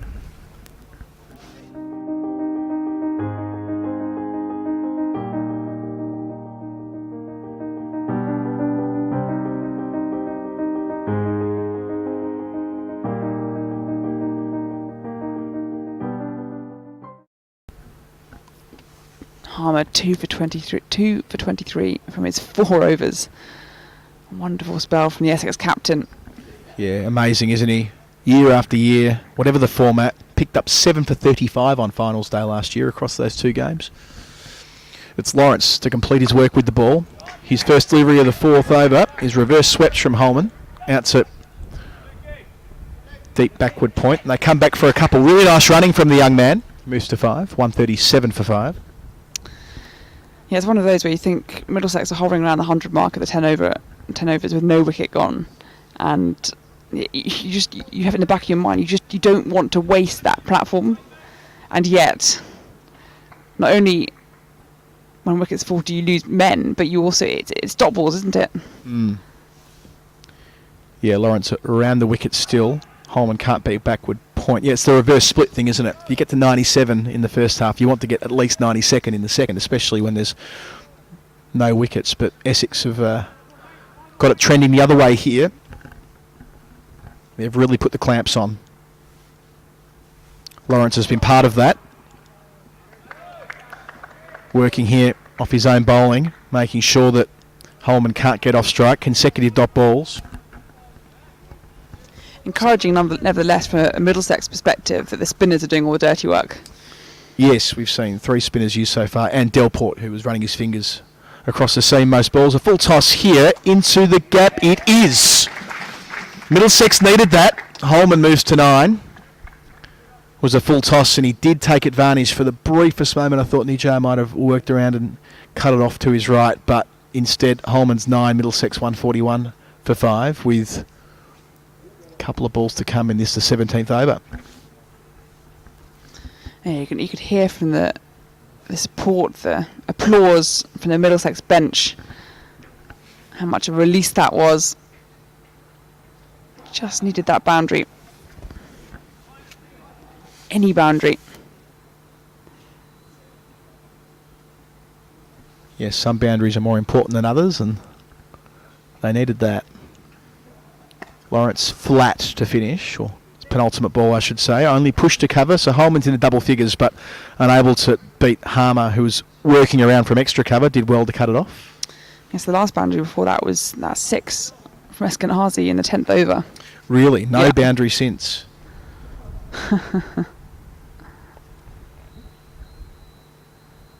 So Simpson. So would have there been 1 6 and no 4s? Perhaps that might have been the break there, but still it's the way that Essex have been able to really shut this down. Simpson tries to get to the pitch of Lawrence, but he saw him coming around the wicket, speared it in at leg stump. The wicket keeper keeps the strike down to long on. He's 16, and Lawrence has completed his 4 overs, taking 1 for 31. You cannot complain about that from a man who may not have even expected to have necessarily bowled this evening, but given the way that the track played early on, he was brought into the attack by the captain Harmer, and he played a role from both ends as well, a couple of different spells. I lie, my website hadn't quite updated. Simpson had struck a 6 in the 13th over, but it was a good 4 overs and 2 balls for the next boundary. So a little bit of a wait, especially in this format. And considering that the 6s and 4s are being peppered around the ground in the first 10 overs. So Quinn's back. His first 2 overs went for 17. But I'm sure that bowling from this pavilion end, his job will be taking pace off the ball whenever he can, bowling overs, presumably, overs number 18 and 20. Harmer's got 2 from Snater up his sleeve as well, the other opening bowler. He only had 9 taken from the first couple. Nijjar as well, the left-arm spinner. And indeed Delport, if you wanted to throw the ball to him one more time. Delport's bowled 3 overs and taken 2 for 31. So good options there for Harmer to have, having used 6 bowlers so far this evening, and his 6th bowler, if you like, his part-timer. Lawrence, having gotten through 4 of those, 1 for 31, did a very good job. So on the way is Quinn, starting a new spell around the wicket. Big top edge, down towards fine leg. Will it make the distance? It will. That is really well taken. Running in from fine leg. That's the end of Simpson's evening.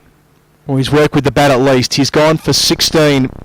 Middlesex lose their 6th wicket with the score on 143.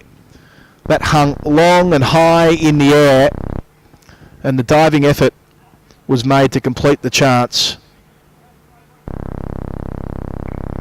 143 for 6, Ryan Tendescato. All his experience, of course, at international level, 40 years of age, still as athletic as ever.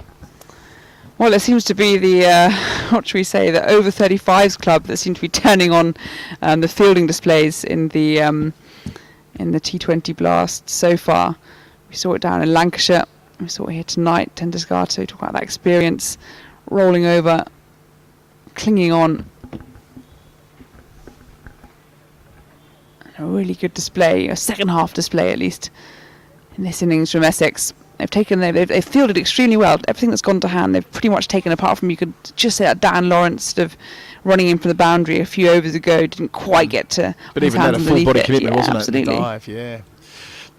It's all you can ask for as a bowling team, for your fielders to back you up, especially when you're chasing the game as Essex were when the score was 97 for none. But it's now 143 for 6, so they've taken 6 for 46 with that run starting in the 11th over. We're now 1 ball into the 18th, and now from Middlesex's perspective, it's Holman the all-rounder, but Helm, we're into the lower order, we're into the bowlers, if you like. Holman pulling really well through mid-wicket. The senior man in this partnership adds a couple, moving to 12, 145 for 6. Helm, of course, no mug, and we've seen him strike a couple of lovely balls this year, but nonetheless, they needed one of those players through the middle order to really take it through to the death, and it'll have to be Holman here.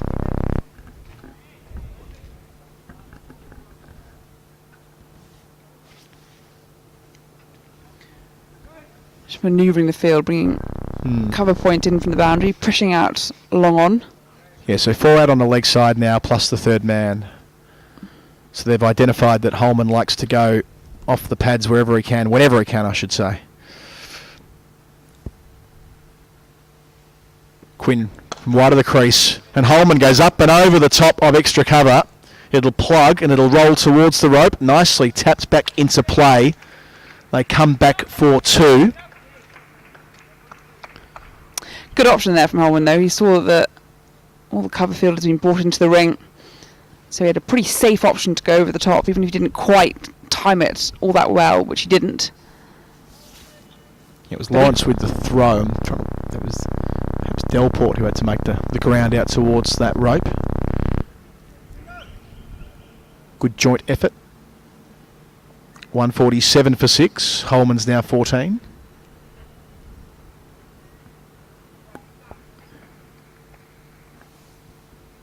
It's actually Shane Snader doing the work from the previous delivery. So 4 out still on the leg side. A single there for Holman. To short third. Does it well. Turns the strike over. But just not finding the boundary as often as they need to at this stage of the innings. 148 for 6. Something we saw in that match against Essex, that final over, 2 very young batters at the crease. I think it was Holman possibly alongside Lincoln. Couldn't quite get a hold of the ball. That's perhaps what Middlesex are missing here. Some real big blows right at the back end. Wonder if we'll see Miguel Cummins come in at some point. So 2 balls left in the 18th. Quinn on the way from the pavilion end, and Helm swinging and missing. A ball that was up around that neck height, but pace off the ball meant that he was through the stroke a fraction too early. No contact made. Another good dot. So Souter, Finn and Cummins still to come for Middlesex. I just wonder if they'll rejig that order a little bit.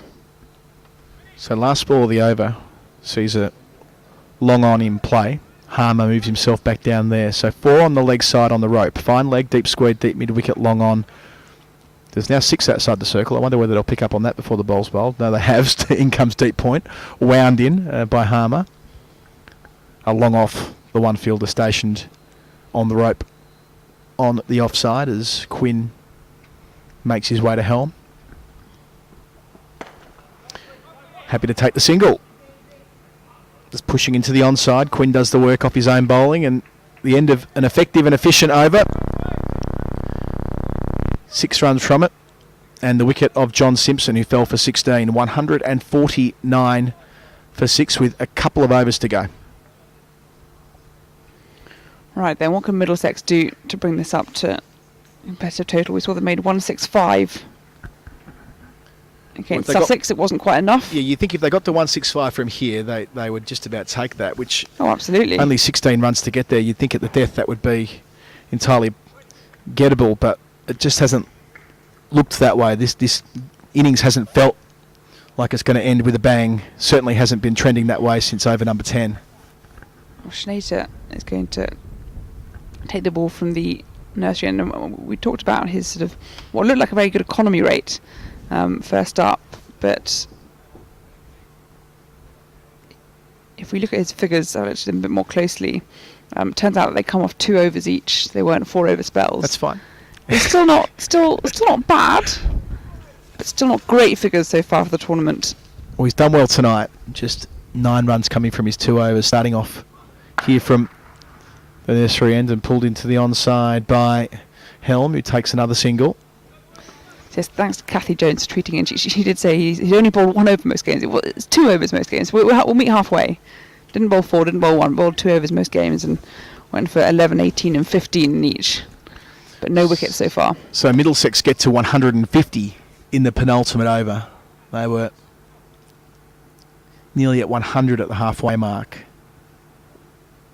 But since then they've lost 6 for 53. Snater bowls and Holman tries to steer but can't beat the man at short third. They still get a single, 151 for 6. Holman's got 16 of those.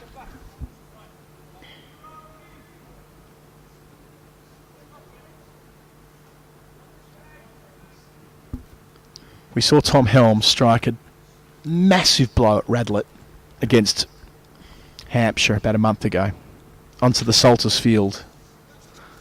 What they would give for something like that right now, popping it into the construction site. We'll see. Snater bowls to him and Helm, leading edge, out past cover to the sweeper Lawrence. They're only going to get a single. Again, 152 for 6. Instead of racing to the line, they're limping a little bit here, Middlesex. Can Holman find a way just up the ante towards the end and middle a couple of big ones? Not through a lack of effort, of course, just excellent bowling towards the death here from Essex, who have taken advantage of these conditions and really bowled a lot of excellent cutters. He goes again here. That's an inside edge. They race through. Indeed, was it? Just trying to get a sense of whether that was signalled a bye. I think there was an inside edge, so Helm will be back on strike. Holman 17, but as we foreshadowed there, another slower ball or a cutter, which just saw Holman getting through the stroke before the ball arrived, and a little inside edge was all he managed to get on it. Helm's turn again.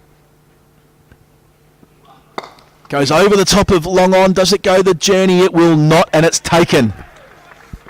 Safely taken down there by Tenduscarter, who takes his second important catch. It's the end of Helm, gone for 3. Middlesex lose their 7th wicket with the score on 153. Well, you predicted it, Adam. Those last 2 overs, trying to just Middlesex unable to find the boundary, unable to get underneath it. And when they have got underneath it, it's fallen to hand. It was actually Harmer who took the chance down there. He moved himself to long on, and Tenduscarter was down there the previous over, but we could not be further away from that part of the ground, so we were relying on our own stream, which pops up about 15 seconds later, but all the same. It is the 7th wicket for Essex, and Helm is gone. Snater gets himself a wicket, and he's deserved it. He's been economical, only conceding 13 runs so far from 2.5 overs. Of course, those 2 overs off the top from the nursery end and coming back for the death and starting off really well. Goes again. Holman straight down towards long on, and that goes for 6. Well, that's a fine strike of the ball from the teenager. That was just about in the block hole. He set up nicely, stayed nice and still, swung through the line of the ball and did just well enough to get it over the top of long on for a big one. He moves into the 20s with the final ball of the 19th over. Middlesex 159 for 7. It was so flat, it looked as though it was definitely going to hand, but he hit it hard and he hit it firmly, dancing down the track. Just too much for the fielder out there at the long on boundary, and that will give him a huge confidence boost as well. So Snater finishes with 1 for 19 from his 3. 10 runs coming from the 19th over, along with the wicket that he picked up at the start of Helm, at the end rather. So final over. Quinn begins it, and Souter takes one around the corner, giving the strike back to Holman, which appears like a good idea, but they do end up taking one on a misfield. So 2 from the first ball that Souter's faced, 161 for 7.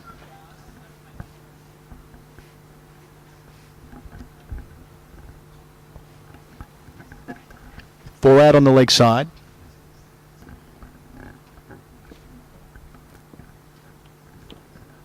Quinn to Souter. Down the leg side and signalled accordingly. 162 for 7. Well, we talked a couple of overs ago that Middlesex would be happy to match the score they made against Sussex from the point where they're at. 165 was that total. They're on 162 and they've still got 5 balls to come even. Yeah, that 6 from Holman from the last ball of the 19th over certainly helps in terms of feeling as though they do get to the finish line in decent nick. Souter here, trying to force off the back foot only as far as extra cover. Gets a single, which is probably a good result given there was a wide in there as well. They've picked up the extra, a couple, and then that single to extra cover to begin the 20th over. 4 runs so far from it. They're 163 for 7, but importantly Holman's back on strike. That's still the long side of the ground. Will he target that Warner stand? There's no one there at Cow Corner. There's a conventional deep mid wicket and square leg. A fine leg as well, and a relatively straight long on. So where the gap is, if there is one, considering there are 4 men out on the leg side, it's at wideish mid on or wideish long on. Cow Corner. Can he get underneath one? Quinn to him here. Holman, the teenager, goes through cover, doesn't beat the man on the circle. That's Lawrence. So he's off strike with the single, 164 for 7. We've got 3 balls to come. Made room for himself, struck it well, but it's good effort with the ball there from Quinn. It's full. Difficult to get underneath.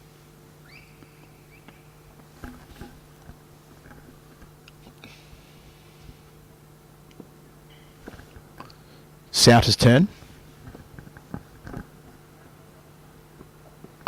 He's done well with that. Down the ground on the bounce to Harmer. Struck it nicely. Not quite straight enough to run into the rope, but gives the strike back to Holman with a couple of balls to go. 165 for 7. That score they made against Sussex a couple of nights ago. On the same pitch.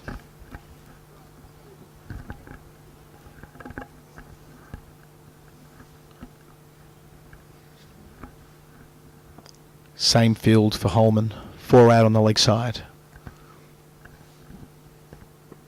Quinn follows him with a nice Yorker. Saw Holman trying to make room, backing away to the leg side to open up the offside, but an excellent piece of death bowling from around the wicket, targeting the pads and ensuring that only one could come of it to extra cover. So Holman won't face another delivery. He's 25 off 18.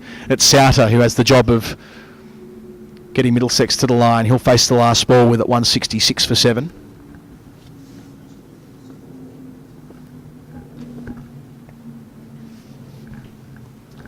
Last ball. Souter digs out the Yorker, squeezes it to short third.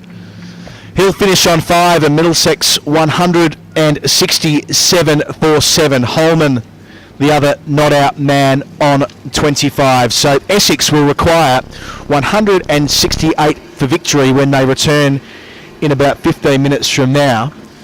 But Isabel Westbury, when you consider that the home side, Middlesex, after being sent in, were 97 without loss at the halfway mark. That really is a fantastic effort from Essex's bowlers to take 7 wickets and restrict the host to just 70 runs in the second half of the innings. It's one of those lovely cricket questions of, depends where you ask me. If you'd asked me at the start of the match, would you have settled for 167? You'd have thought, you know what, that's a decent total on it, especially then if you'd asked me 2 or 3 overs in when the two at the top, Holden and Eskenazi, were finding it quite hard to play off that pitch, then yeah, I think I'd also settled for it. But if you'd asked me at 10 overs when they were 97 without loss, I'd have said absolutely not. You're looking at the 200 there, you're eyeing that up. So yeah, it's sort of mixed feelings I think from Middlesex coming off, especially considering the platform that they had. But a huge encouragement there from Holman again. We've seen what he can do with the ball, we've seen now what he can do with the bat, 25 out, that beautiful flat 6. There's quite the all-rounders coming out of that Middlesex machine. We've seen what Anderson has done in the Bob Willis Trophy. Holman there now, very very young indeed as well. And then, of course, you can talk about the form of Eskenazi, 3 consecutive half-centuries. That really was beautiful to watch. Yeah, they put on 97 off the top throughout the first half of the innings, Eskenazi and Holden, who have been Middlesex's 2 most productive batsmen in the Vitality Blast so far. Eskenazi 51 from 38 balls, 4 fours and 2 sixes, and for Holden it was 46 from 25 balls with 2 fours and 4 sixes. It was the left-hander who really got them rolling in terms of lifting that run rate in the second block of 5 overs, but 2 wickets falling in quick succession really did stunt the run rate.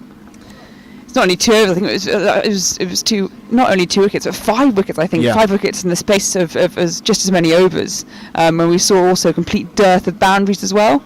I think we saw between the 10th over and the 17th, I think, only 1 boundary out of John Simpson. He scored a 6 in the middle, but otherwise it was just drying out, wickets falling, dot balls were coming, boundaries weren't, and you kind of thought, oh gosh, Middlesex, you're going to do well to get to the 150 mark at this point. And great captaincy from Simon Harmer to bring Cameron Delport on when he did. He was the man who removed both openers in, as I say, in 1 over in quick succession, but pace off the ball. Delport isn't always used in this Essex side to bowl. Of course, an experienced campaigner over many years and many teams, but identifying that the conditions were well suited to an old-fashioned medium pacer running his fingers down the seam. It was the in-between pace, I think, that was key there. He wasn't a seamer that was going to sort of fly off to all parts the moment you got bat to ball, but equally he wasn't quite as slow as the spinners, which both Holden and Eskenazi were finding it easier to dance down the track to really wait and hold on. So I think, yeah, that in-between pace, that nagging length as well,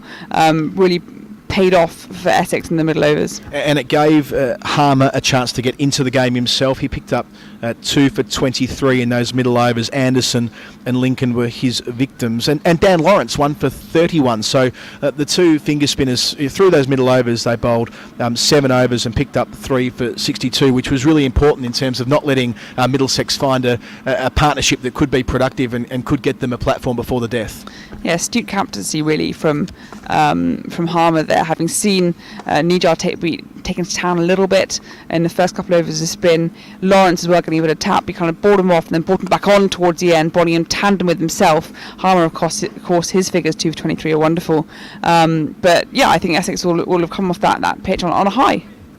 So the target is going to be 168 when we return. Of course, tonight it's a glorious evening here at Lord's again. We saw some cloud cover earlier and some rain before that, but now that the floodlights are on in full, it does look quite fantastic as the Middlesex bowlers prepare in front of us. And of course, we feel quite privileged to be here bringing this game to you on the live stream as we have throughout this truncated season of 2020. But we're also immensely grateful for all the support we've received from our members and our fans all around the world. And here is a short video from the players recognising that commitment from those who follow Middlesex. The moment is drawing near where we will once again be able to represent you, to play for you, renewing old rivalries and creating new ones. Inspiring a new generation and remembering the past, while never forgetting our heroes, who have sacrificed so much to bring us back together. The walk to the ground, the meeting up with old friends and the making of new, the fireworks lighting up the Thursday night sky, may all have to wait for now. But we know that until you are back in the stands, you are with us, in the changing rooms, in the slips, in the dugout, down at the other end. Thank you to all the essential workers that have kept us safe, the fans from Middlesex and abroad who have kept us motivated, the club sponsors for their unwavering commitment, and to our members for their patience and support, the lifeblood of Middlesex cricket. It will certainly not be the same until you return. We hope you join us for every match. Every ball, every wicket, every 4 and 6, delivered to you with our new enhanced broadcast live. Middlesex cricket is back at the crease and we cannot wait to welcome you back.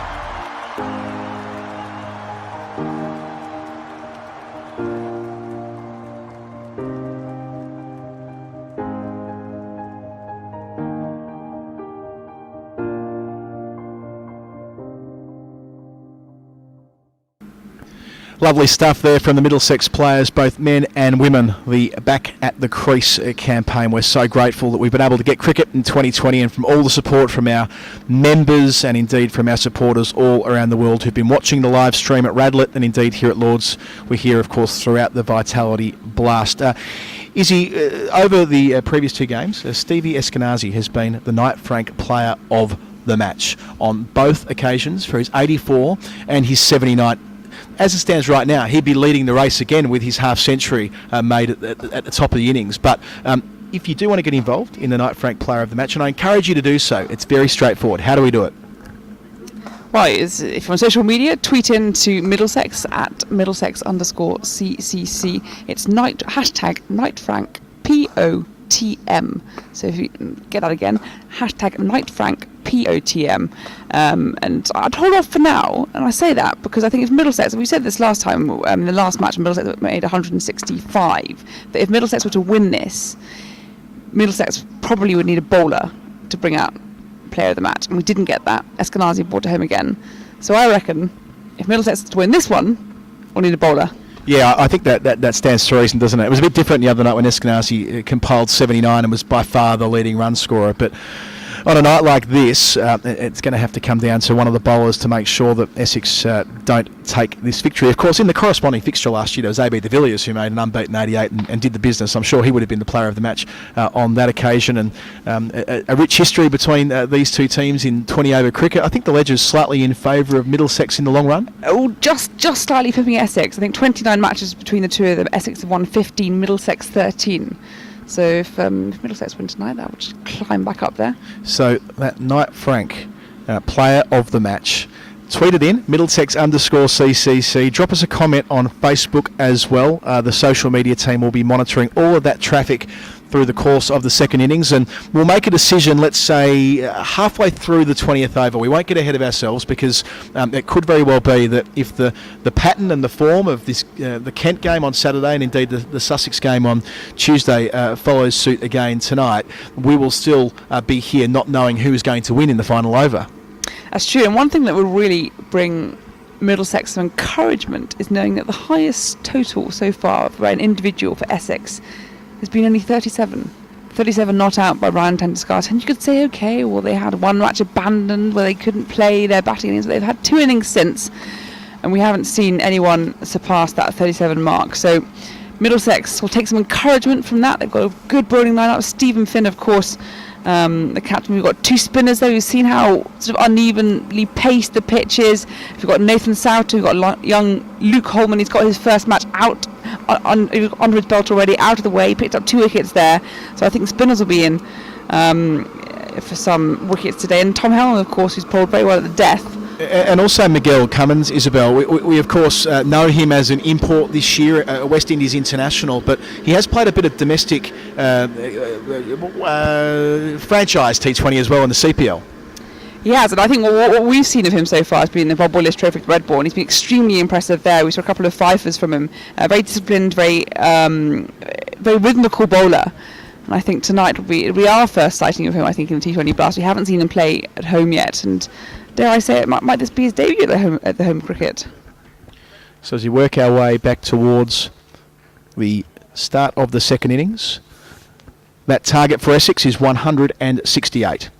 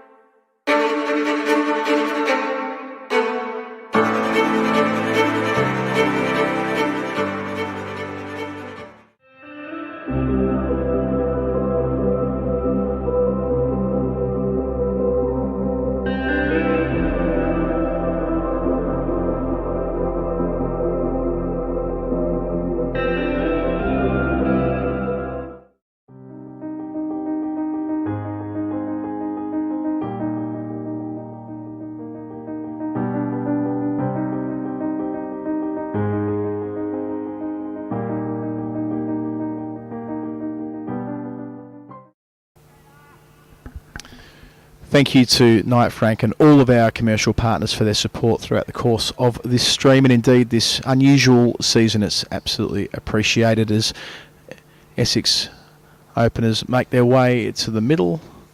And of course we have Chopra and Delport doing that job. We have Tom Helm with the ball in his hand from the pavilion end, and I'll hand back to Isabel Westbury to try and get us some wickets nice and early.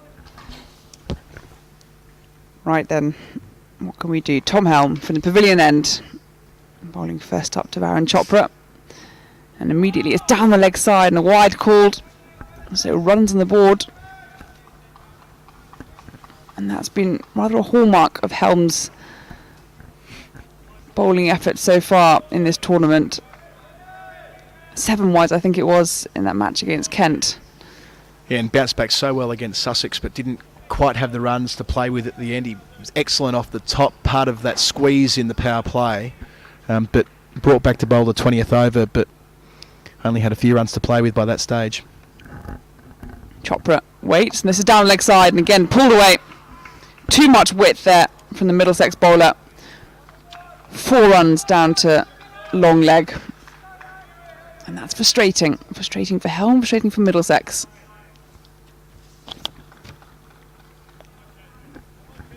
Yeah, Chopra, another man with vast experience in this Vitality Blast. He's passed 50 on 22 occasions in this competition, twice reaching 100, debuting all the way back in 2006. Didn't play much in 2019, but he knows his way around a chase, that's for sure. Chopra waits. This one's a better line there from Helm. Nice and full, making Chopra defend.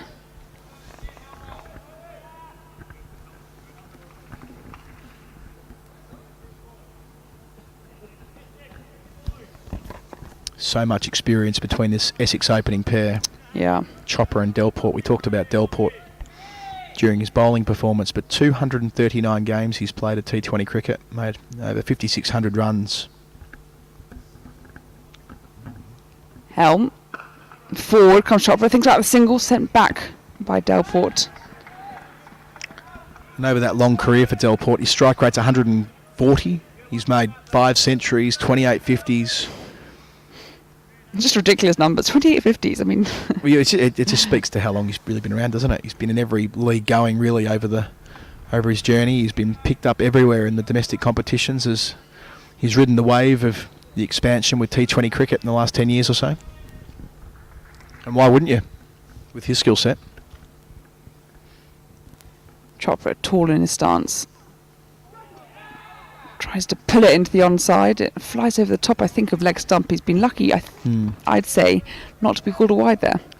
Yeah, Delport made 409 runs in the Essex campaign last year at an average of 29. Picked up a century along the way. So vital to them picking up that trophy at Edgbaston, along with his captain Simon Harmer, who was there with ball and bat, as always.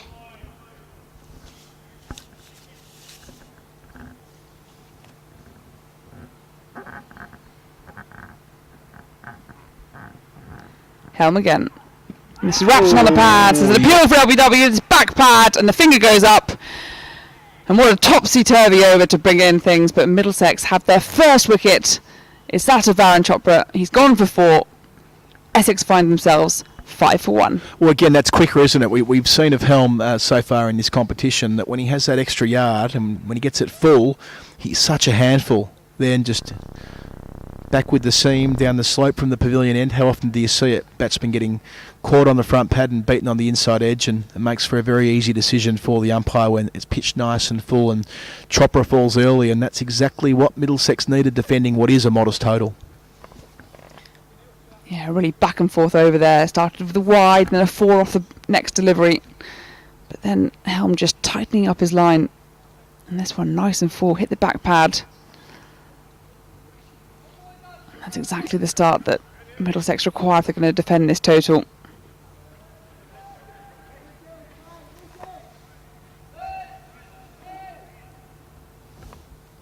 So Tom Westley is a new man to the crease.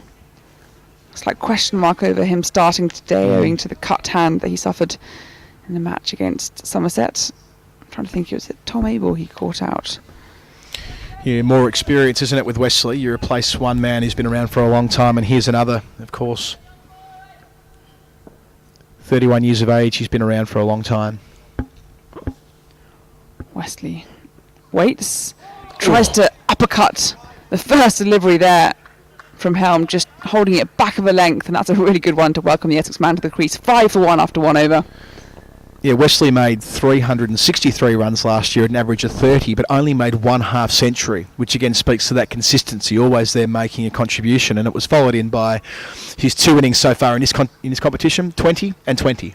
So you know what he's good for, Wesley. He'll get you a start, he'll get the board ticking over, and he'll lay a foundation. Certainly in the power play, he's got a decent strike rate as well. And so lovely to watch off the pads. One of the most aesthetically pleasing players going around, Wesley, when he gets going. Well, that's almost what brought him into the England team, but also then was his downfall, because he was just playing around it a little bit too much, some of the higher quality bowlers in the international arena. Yeah, he ran into a very strong South African attack, didn't he? Well, here's Finn from the nursery end. Delport there, playing it hard into the ground. I remember watching Wesley make a gorgeous century against the touring Australians back in 2015, and really looked like he was ready for that next step as far as Test cricket was concerned, and got there a couple of years later, but it was only unfortunately for a few appearances before he was discarded. But still, at age 31, he remains very much in the peak of his career. Finn over the wicket. Delport, left-handed batter, plugs it down the ground, only so far as mid-on.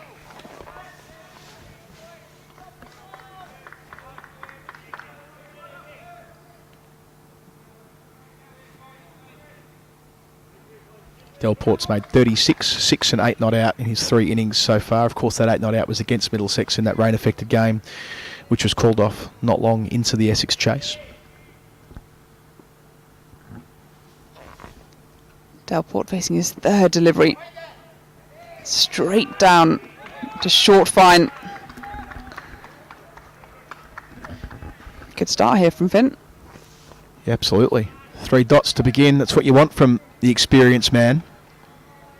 Love the intimacy of our commentary position here, Isabel, on the balcony in the pavilion. We can hear all the calls and all the interactions between the players. A loud call of wait there from Delport after making contact with that pull shot.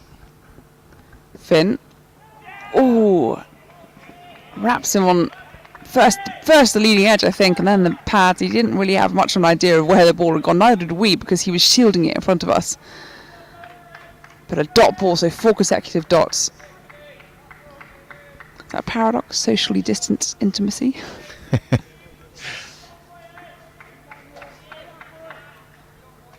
Yeah, don't really know what that word means anymore after the last 7 months. Finn. This is plugged out to mid-on, so Delport is off the mark in his 5th delivery he's faced. And with 1 ball remaining of a 2nd over, there's been just 1 from it. Just a great start from Helm and now Finn. Making the most of when the ball is hard and new, and of course that extra pace that these two have and the Essex attack don't. Taking full advantage. Making the visitors earn every run. Final ball of Finn's opening over. Down to Wesley, and he turns it off his hips. And they'll pick up a single. So 2 from Finn's first over.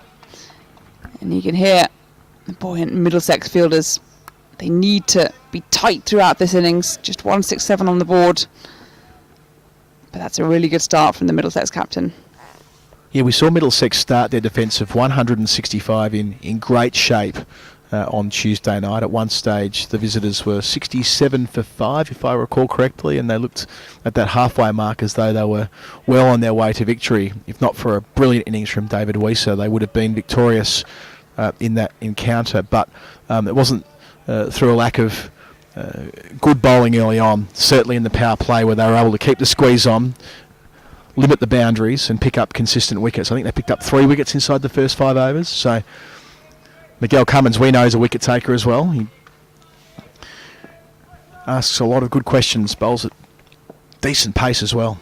Here is Cummins, and this is struck beautifully, sweetly by Wesley through the covers. That'll be 4, and that's what Essex need, and not quite the same for Middlesex. That is some shot. I wouldn't have called that a loosener from Cummins, although perhaps not quite at his full pace, but from the balls of his feet, the crack of the bat, which we talked about before, we have all the sounds up here from what's happening on the field, but not a lot of footwork required. It was glorious. It raced away, smashing into the advertising boards. See what Cummins can reply with, and this is played nicely off the hips of Wesley. They're going to push for 2. No, they're not.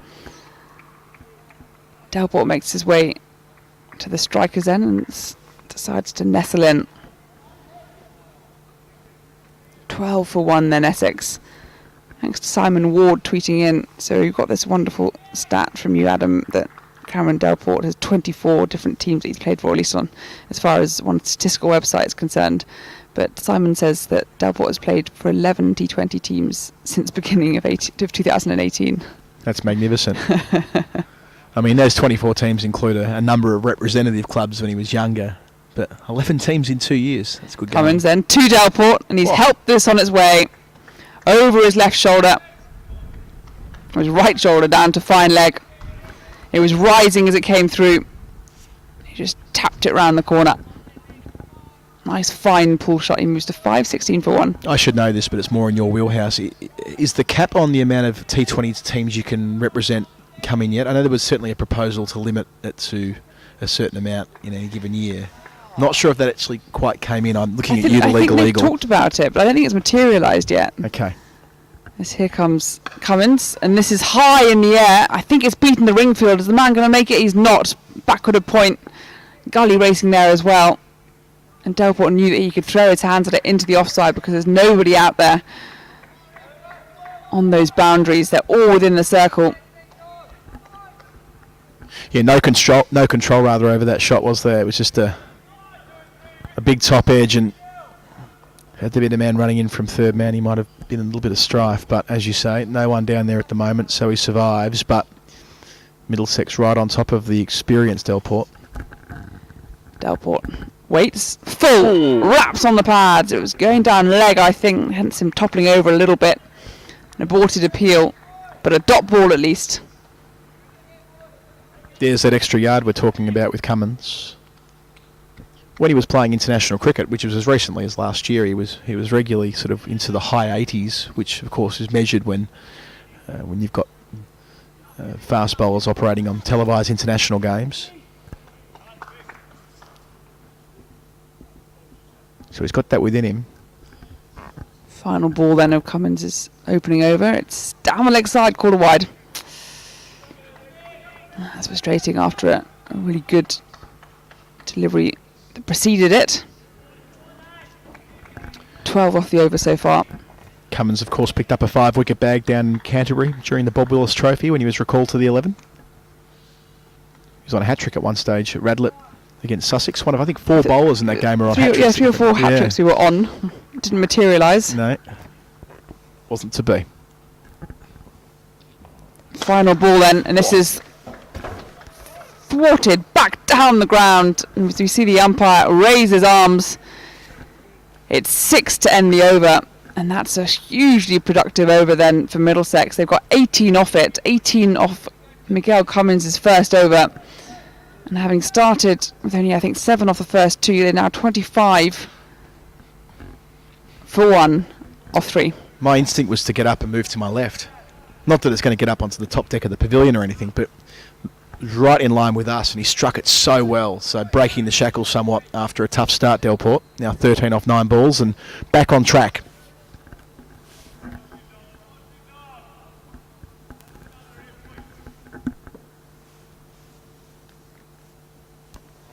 Stephen Finn then continues from the nursery end, and this is padded back at the bowler, no run.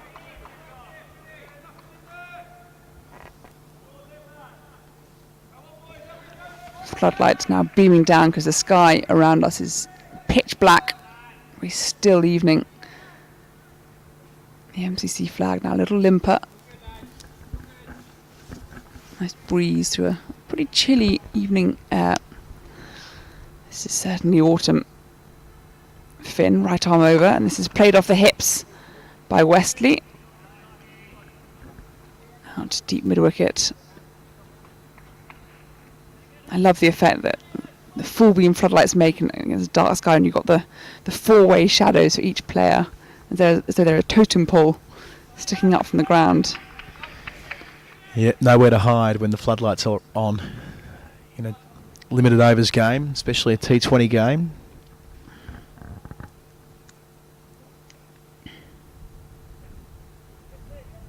We've got 4 of Tom Helm in front of us here, right in front of us on the edge of the circle. Finn, flat battered by Delport. Doesn't pick it up in time. Dot ball.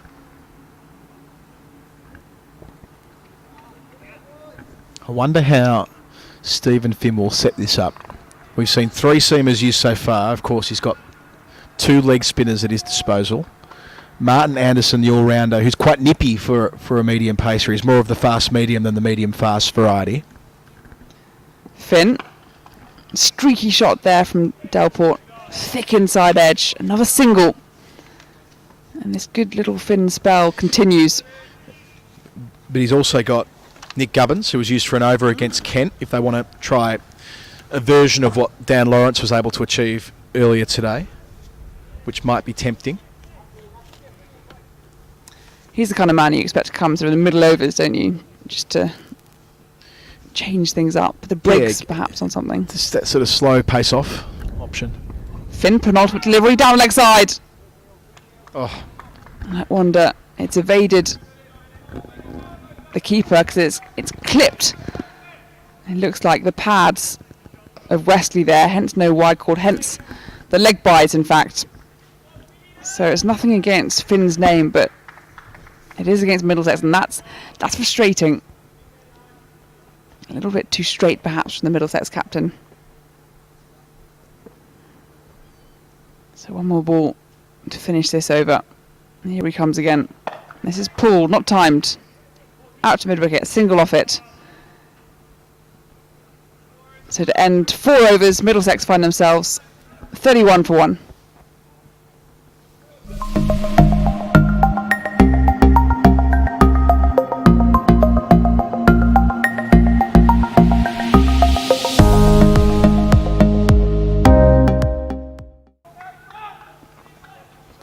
And it's been a tale of 2 ends. Finn just 5 coming off his 2 overs. Cummins, who's been rotated out of the attack after having been hit for 18 off his first over.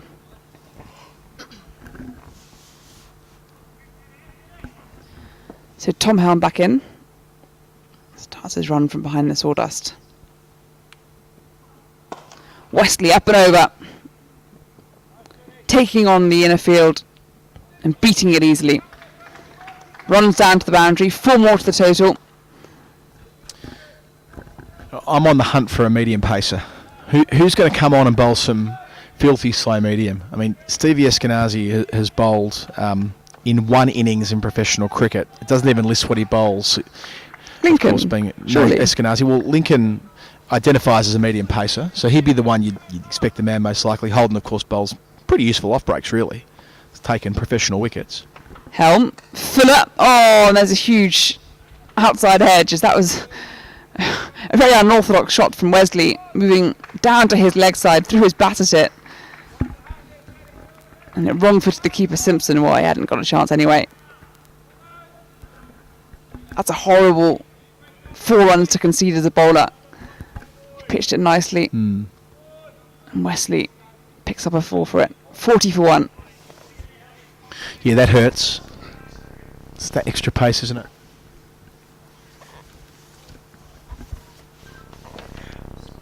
Helm, right arm over.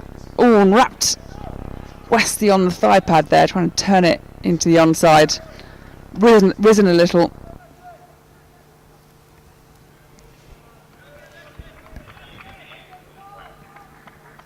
So Helm has the wicket, and they're going to have to hold him back for the end. Of course, we saw how he bowled against Kent on Saturday, that last over. Had it all, didn't it? Leg stump out of the ground, beat the bat 3 times, nearly a run out on the final ball, ended up being a tie, but struggled to that point. He was much better overall on Tuesday. Helm to Wesley once more. Straighter this time. Turned into the onside, got bat on it, moves to 17. It's as though his confidence was given a real injection from bowling that 20th over against Kent, and for the most part looks like he's been on the ball again this evening, but I expect as a result they'll hold him. Finn will hold him back for the end, maybe overs 20 and 18, although the orthodoxy around when you use your attack leader has shifted over the years. Often when you're defending a total, you see them used in over number 19 if it's close. But some decisions for Steve Finn to make with Essex now just getting on top of this chase. They need just 8.3 runs and over from here. Helm then drags it short, but Delport's onto it, pulls it out into the onside, but there's two fielders, there's protection out there.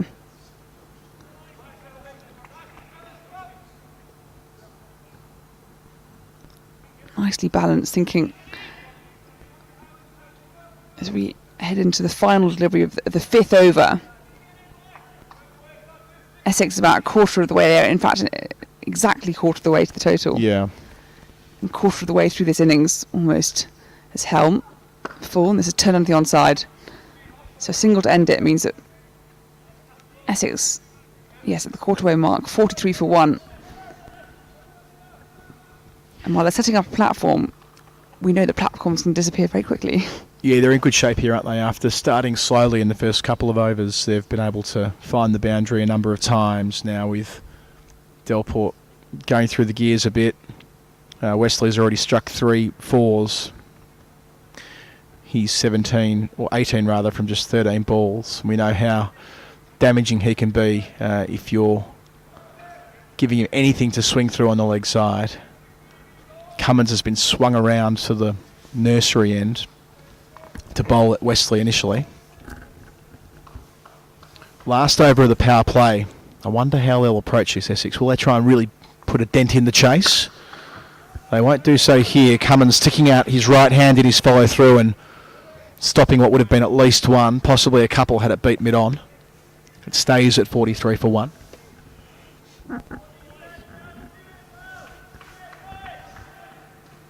Cool night here at Lord's. Cool enough that Isabel's donning a blanket after putting down the commentary microphone. I feel very snug now. Not quite the sleeping bag you were sitting in at Radlett a couple of weeks ago. I've pondered it a couple of evenings. The men out are at deep square in mid-wicket. Cummins bowls, and that's gone straight in the air for top edge, running in off the rope at deep square. A chance here, and it is taken. Well, that's an important moment in this game. Tom Wesley, the short ball was there. He had a go at it. It was up in the air for a very long time, but Cummins gets himself in the book. Wesley is gone for 18. Essex lose their second wicket in the last over of the power play. It's 43 for 2. Here's one of those where you've got a nice pitch black sky up ahead of you. So a nice contrast with the white ball, but it's hung up there for an inordinate amount of time. It looks as though it's Holman there taking that catch. He's done well there, the young man, running in off the rope, had to hold himself, and it looks at the last moment as though it wasn't quite getting to where he needed it to be. Had to move forward, which is never easy with fingers pointing down rather than fingers pointing up. But held his nerve, held the chance, and as we talked about when Middlesex were batting, it was wickets that slowed everything down. It's self-evident really, but nonetheless this gives opens the window a little bit more compared to where they may have thought they might have been a couple of minutes ago with Wesley having started so well. But he's gone for 18. We have 4 balls left in the power play. Delport's back on strike. The 2 men out, deep square, deep mid-wicket. 5 on the circle on the offside. He goes around the wicket. Doesn't get much of that. Out to Nathan Souter, who's sweeping from deep square. Giving the strike to Dan Lawrence, who, again, a player who we know has got a big future ahead of him. He's perhaps the next man into that England's test side. He was in the bio bubble for a long period of time through the early part of the summer before being released back to Essex. for domestic duty, but hasn't really got going yet in his competition, out in single digits in his 2 completed innings.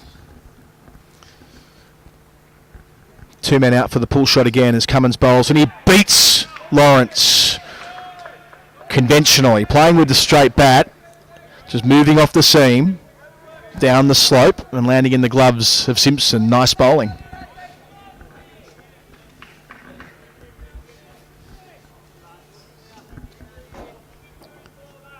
Really good bounce back this from Cummins. He conceded 18 runs from his first over.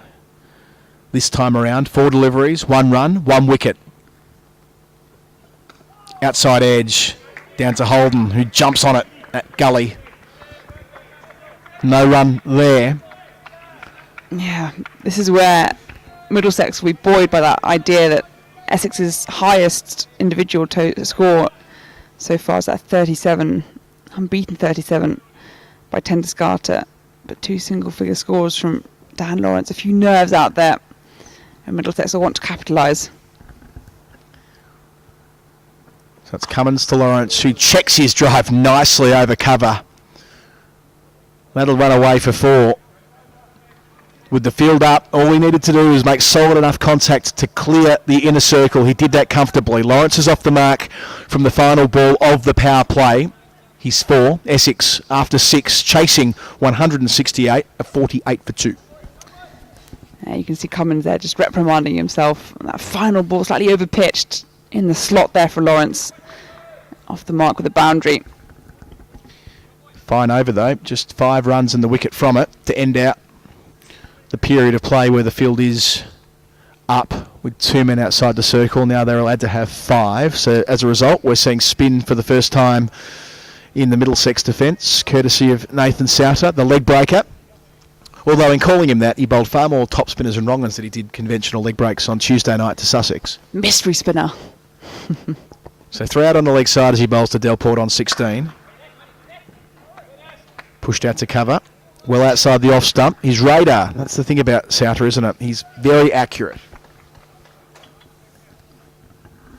Reminds me of his fellow New South Welshman originally, anyway, Adam Zampa, as far as how flat, how accurate he bowls these wrist spinners. Carving out to point here is Delport, he's 17. Yeah, the Australian squad, of course, here to take on England, and the white ball stuff beginning tomorrow, I believe, tomorrow evening. Yep, tomorrow night down at the Aegeus Bowl.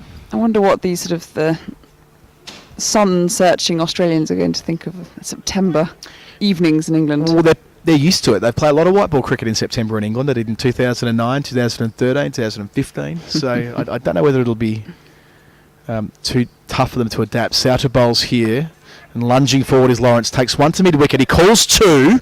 The onus will be on Delport. He agrees to the second run, and they get through, and they bring up the Essex 50. 51 for 2. We're a couple of balls into the 7th over. Lawrence has 6.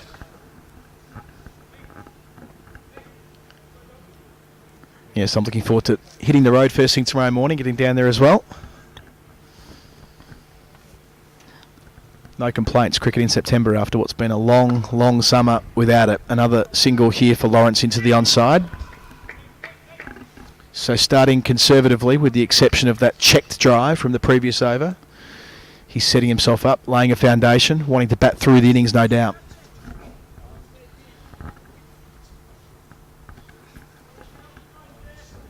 Back to the left-handed Delport. 3 out on the leg side. It's pushed to cover. Eskenazi nearly cuts it off, moving to his right on the edge of the circle at extra cover, but they get through on the misfield. 53 for 2.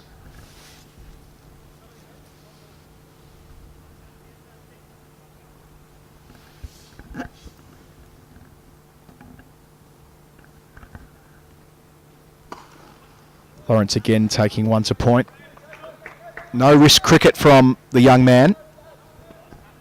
That's the end of 7 overs. Nicely bowled there by Souter.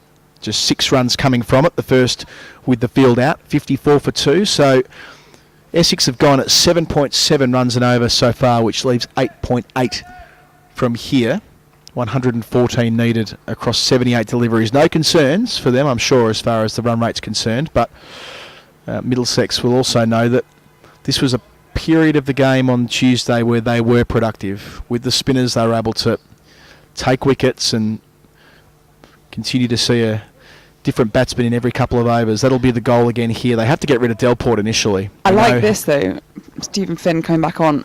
Yeah, after 2 overs. 2 overs for 5 runs up in the power play. Here he is for over number 8 from the nursery end. Bowling here, making room for himself is Lawrence. Opening up the blade, but unable to beat Eskenazi at backward point. Good dot. Instead of holding himself back for perhaps sort of the death overs, somewhere he might find himself comfortable, he's thought, right, this is where it's the make or break stage of this match. If he gets Lawrence early, for example, it'd be a huge blow to Essex.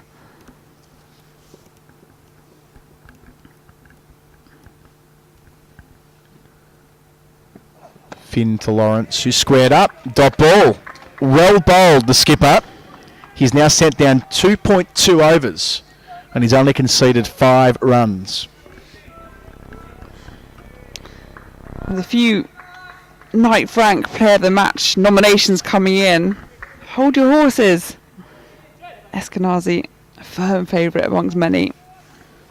So we've got Helm coming up inside the circle at third man, which enables Finn to move Cummins back to long off on his approach. Lawrence takes 1 to mid on. He calls 2. The race is on, and Delport says no. Ooh. Well, that's very good fielding there from Martin Anderson, who was on the gallop. The minute that the ball was touched into the onside, he was sprinting inside that circle. Made sure that had Delport turned and ran, he would have been doing so, knowing that a direct hit would have had his number. 55 for 2.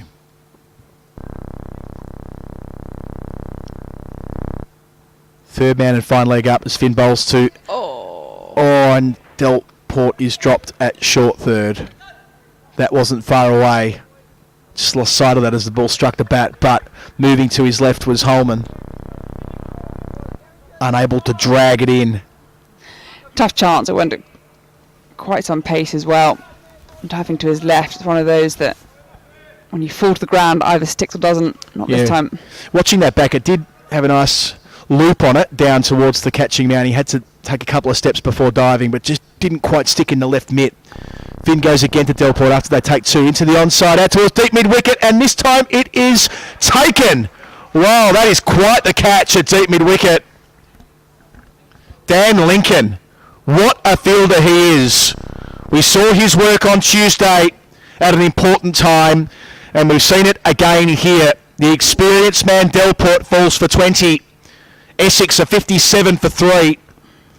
Steve Finn's in the book. His economical spell is now effective as well. 1 for 8 from 2.5 overs. Isabel Westbury, what a take that was. Beautiful catch and lovely technique as well. We saw something similar to Dan Lawrence in the previous innings. He was coming through from the boundary, and you've got to really get your hands with underneath it. But then tumbling forward, you don't want to let go of the ball as well when that impact happens. And that's exactly what Lincoln did so well there. Was he used his left shoulder, just sort of a very elegant roly-poly, as you might say. But a really well taken catch, and having given that chance in the previous delivery, that's just reward for captain Stephen Finn as well. Wicket to his name. You can see why they want him in the game, Lincoln. He moves from mid-wicket to mid-wicket, rotating between the over. So last ball of Finn's, that's full, out over the top of backward point, not far at all. Holden racing around. Can he cut it off? He can.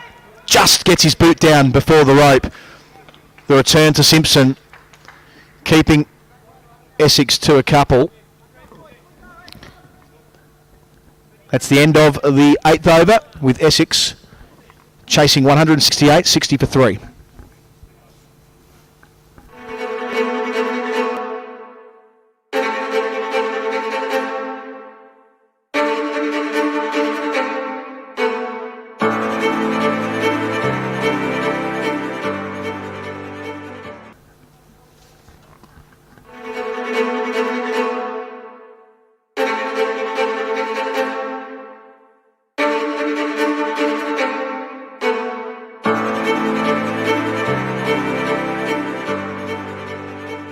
His second over, using his feet, is Lawrence. 2's the call to mid-wicket. That's ambitious. Not on Dan Lincoln's arm, you don't. Instead, it's a single. Lawrence 13 gives a strike to Ryan Tendescarter. He's yet to face a ball. 61 for 3. We're now through 9 overs. We're in the 9th over, rather. 8.1 gone.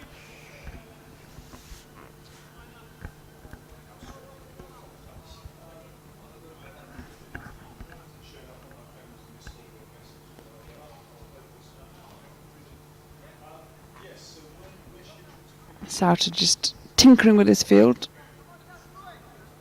Cummins there inside the boundary, a square leg, fine leg down on the boundary. Tendescarter off the mark with a single. Into the onside, a man of such vast experience, both at international level, domestic level. We talk about Delport's years in the game. Well, Tendescarter's played 363 T20s, 40 years of age. It's Lawrence facing now. Pushing into the offside is the right-hander, 63 for 3. But Tendescarter, over 7,300 runs at 30. Healthy strike rate, couple of centuries, 33 50s on top of that. This season so far, 37 not out, 35 last year, added 269 runs at 34 in that successful campaign. Off the back foot, he's carving here to short third and gets a single. He's now 264 for 3. But exactly the man you want coming in if you're Essex at this stage, when this chase has all the hallmarks of another that's going to go right down to the wire.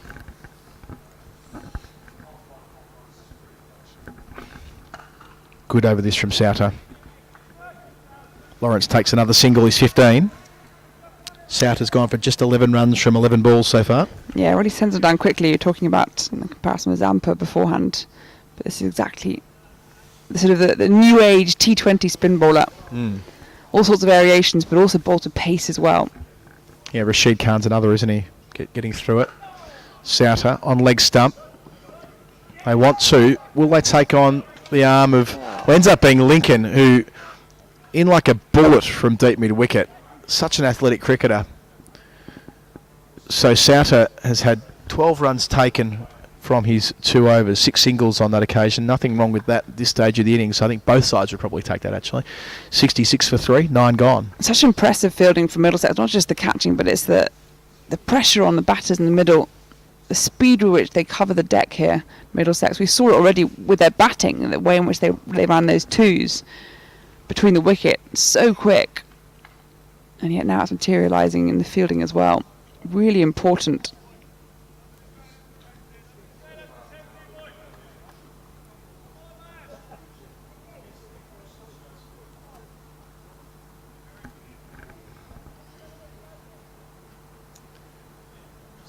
So we're going to see Holman. Tandem wrist spinners for Middlesex. Holman playing his second game. This is short to begin. Pulled through the onside by Tendescarter. Happy to take the single on offer out there. He's 4, 67 for 3. Another very flat spinner. Gets through quickly.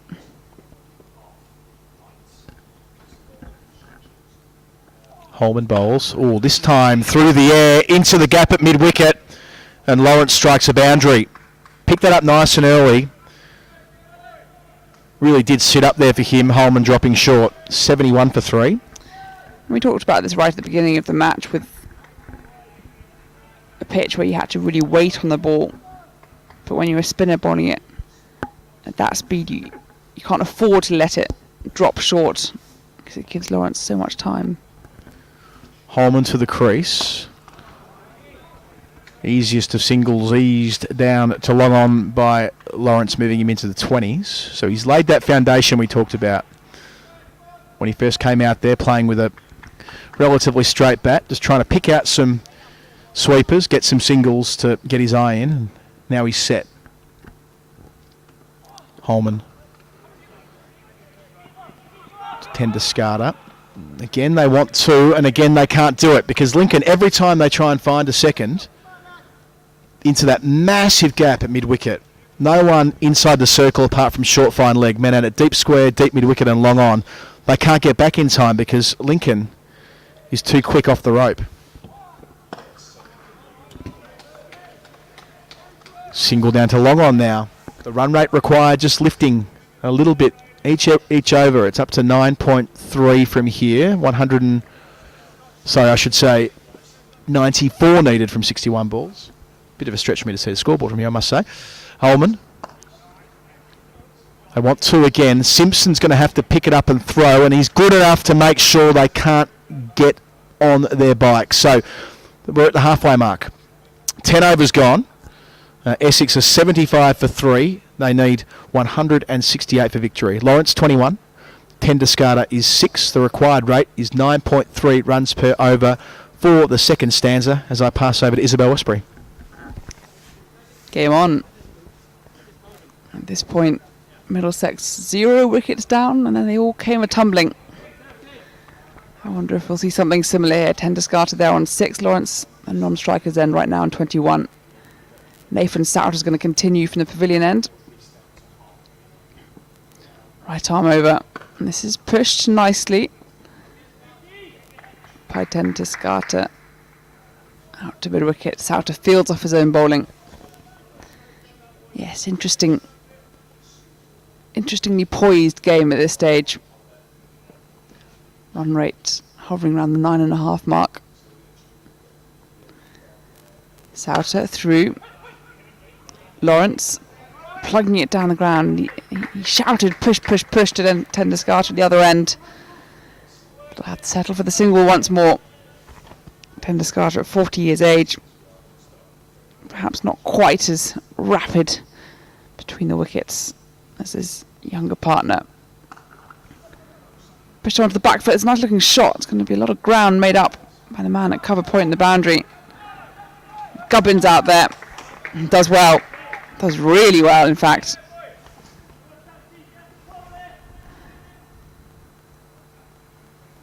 Just the 2 then. 79 for 3. Floatier. Tenduscarter wants the run. Lawrence sends him back. Run a ball now, Tenduscarter. 9 from 9.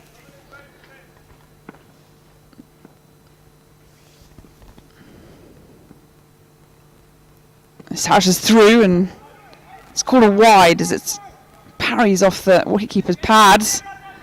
There's going to be overthrows here.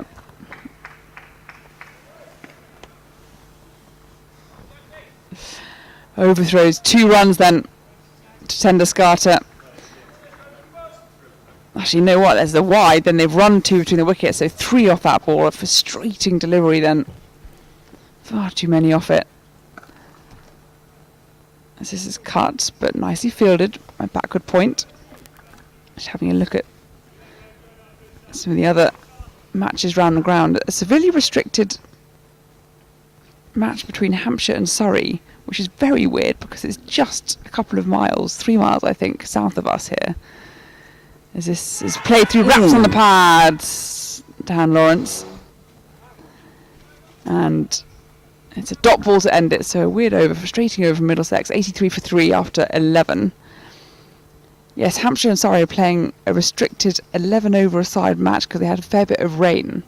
Oh, Is it even 3 miles? I don't even know. It's 5 miles or something. Is it from 5 Lords miles? to the Oval. I think because Mark Church has run from Yes, he did a lot from the Oval to Lords. I think, if I recall correctly, it was him having to run 20 miles a day and doing 4 crossings each day or something ridiculous like that in his amazing fundraising effort. Well, there you go. I mean, considering we're going to get a full match in here, they've had maybe it's always rains at the Oval. That's what we'll say.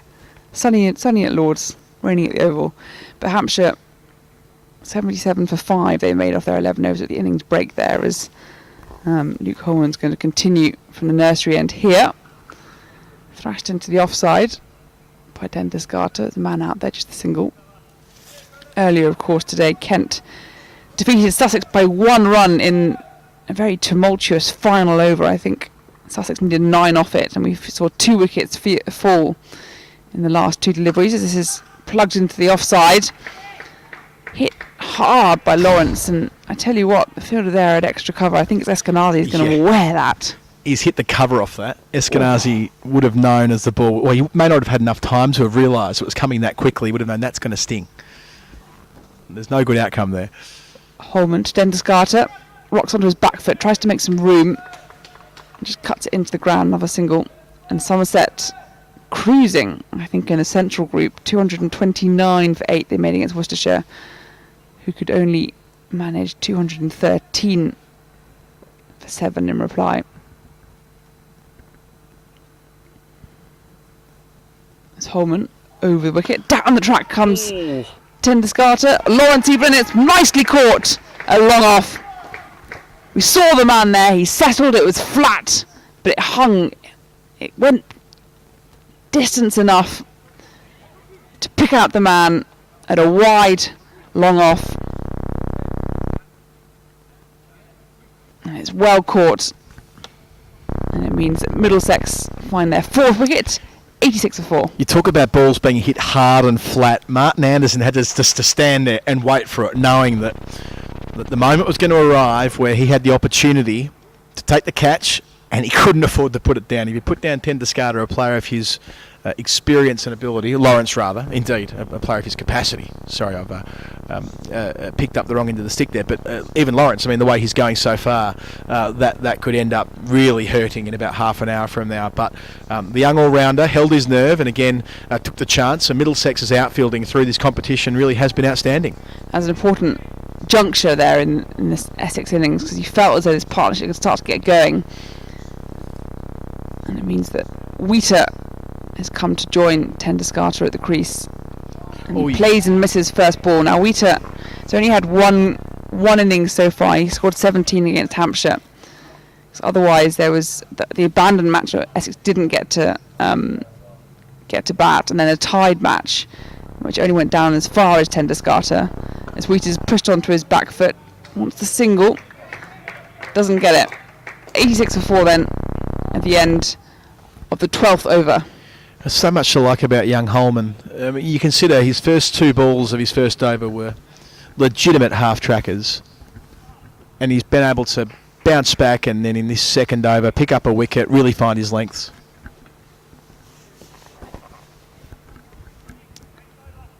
Pick up the danger man, Dan Lawrence, and, well, as we steer our way towards the final 5 overs and the death overs, I'm sure that Holman will be called upon by the captain Finn to get through 2 more at one stage or another.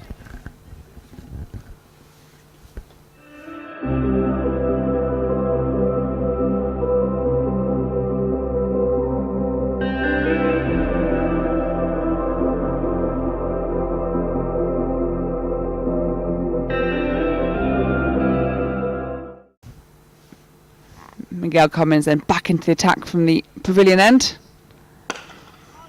And this follows Tendescarter, but he managed to turn it away. Another single. This is during that break, looking at the sums for Stephen Finney. He's used just 5 overs, five bowlers rather, so far. He hasn't opted for any of the second tier or part-timers, if you like, or indeed Martin Anderson, who you wouldn't call a part-timer. He's a legitimate all-rounder, but not used too often in T20 cricket as yet. Finely balanced bowling card at the moment. Cummins again. No run is the call. Good dot ball there for Middlesex. So after this Cummins over, he'll have bowled 3, Finn 3, Souter 3, Holman 2, Helm 2. That'll be interesting how Finn plays this. Will he try and get rid of Holman's overs before the death, the young man? Well, he's bowling nicely. Bowl him out, bowl 4 in a row. I expect that's the most likely scenario, which means that Souter will probably be held back to the death. Cummins. Oh, and it's hit Wheater on the small of the back, trying to hit it aerially into the onside. And just hit him perhaps on the shoulder there, in fact. That's got to hurt. But it's leg byes then down to the man at third man. And if you assume that Helm's going to bowl 20 and 18, I suppose the big decision Finn has to make is that is Souter bowling the next over from the pavilion end, or is he bowling it? Tendescarter on strike. Pulls it into the ground. Fielder once more. A single.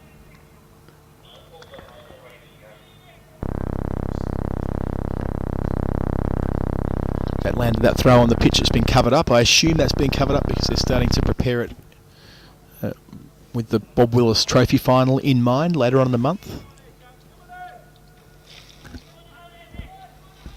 the only long-form game being played at Lord's in 2020. Dystopian. Cummins. Straight into the hips of Wheater. He's off the mark with a single. It'd be these two teams playing, of course, in the final round of the Bob Willis Trophy between the 6th and the 9th of September down at Chelmsford. Essex are in better shape than Middlesex at this stage, but mathematically both could still make it through, I believe. Essex on 70 points and Middlesex on 59. Yeah, vying for the top of the southern table. Both a possibility. Cummins, final ball of this over, and that's going to sail into the stands. A backward square leg. 6 runs, and we've seen that now twice in Cummins' over, where he had a horrendous first over where he got hit for 18, but then in his second over he was going really tightly and nicely, and then he was hit for 4 off the final delivery. And here again we're just seeing that sort of that pressure release with the 6 of the final delivery there, and it means that that Essex moved to 96 for 4, Tendescarter to 20, Wheater now on strike. Yeah, this will be really interesting how Finn sets this up. So he's got all the options at his disposal, but it's just which configuration he goes with. And based on what we've seen so far, getting Cummins overs dealt with might be the way he tries to play it, by giving him the next over from this end. However, not without some risk, because he's been the most expensive of the bowlers so far this evening for Middlesex, going at 10.7 runs and over. At the other end of that spectrum, Finn's only gone for 3.7 himself. He's got 1 to come. Holman here. Right arm over, pushing Tendescarter back into his crease, or Wheater even. Settles for the single. Yeah, really, Holman is from the same orthodoxy in short-form cricket that we talked about with Souter and indeed Adam Zampa earlier on. Rashid Khan, flat, overspin. Really catching it to the batsman. Holman, this one is into Tendescarter. Thrashes it down to extra cover. Eskenazi thinks about this throw. Get home all right, he's held the ball.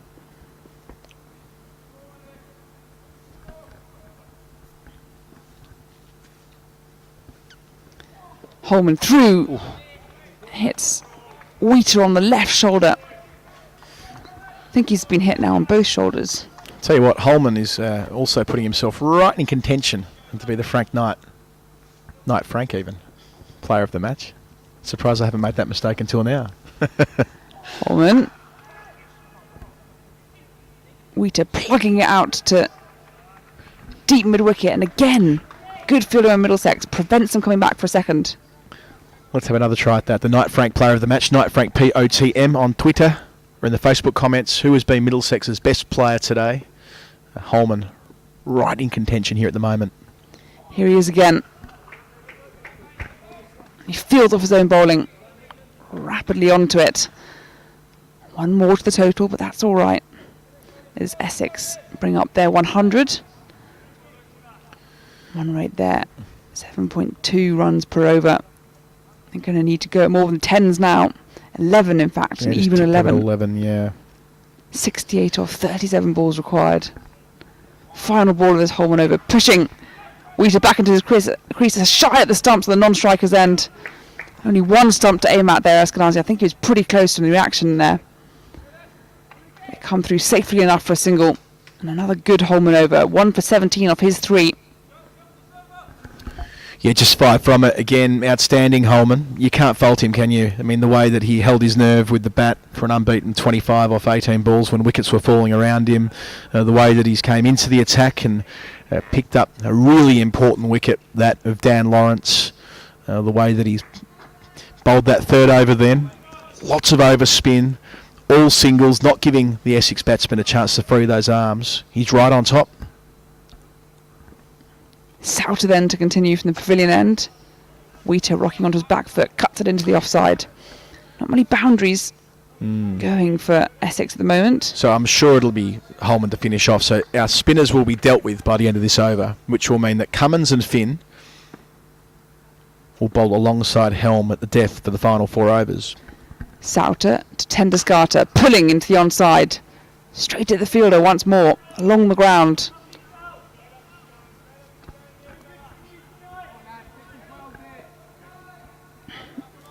So it's quite a similar pattern actually to we saw with Middlesex. Not so many wickets falling, but the dearth of boundaries in the early teen overs.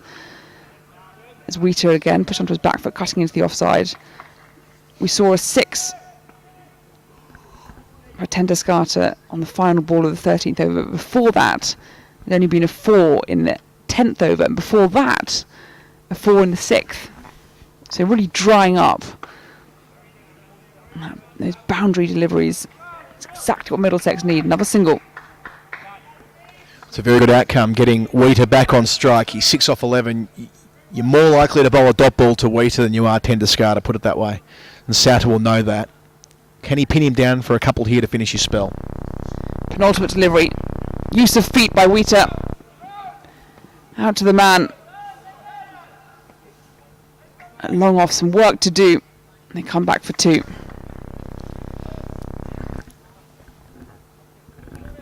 So no wickets for Souter, but conceded just 26, which is so valuable. 1 ball to go. What they would give for a wicket here. Final delivery, short. Flat batted down the ground by Wheater. He's hit it too well because it's gone to hand along the floor, and a single to end it. 108 for 4. Wheater moves to 9. And we have 5 overs left. Souter figures there 27 runs. No wickets, but 4 overs. It's not a bad economy rate, and he's bowled a really important spell in the middle overs once more for Middlesex.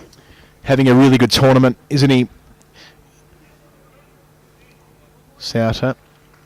He was fabulous against Sussex and bounced back so well against Kent, and most efficient here tonight. It'll be his spin twin, Holman, to finish off. Just 5 taken from his 3rd over. Bowling here to Wheater, who goes through the onside behind square and taking 1. So he's double figures, but it's taken him 14 balls to get there. And Tendusgarter, who's been starved of strike somewhat, he now gets an opportunity. He's 24 from 19. Holman's got 5 balls to go. 3 out on the leg side. Dances. Smacks it out towards long on. Good diving stop. And denies a second run being taken as well. Well, that is just excellent fielding. Souter down there at long on.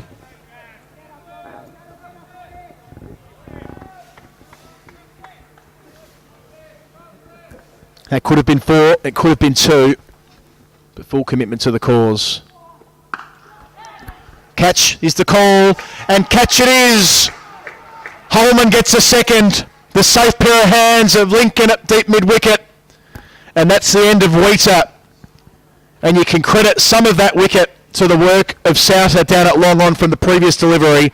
The diving, stop and throw all in one motion, keeping Essex to 1, which meant Wheater would be on strike. And what do you know, next ball, Holman gets a second wicket. Essex lose their 5th with the score on 110.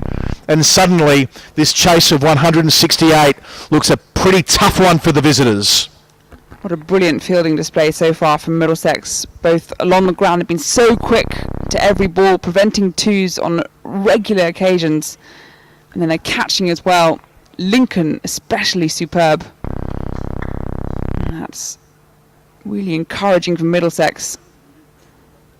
We're into the final 5, and Essex find themselves 110 for 5. Wheater never really looking comfortable there.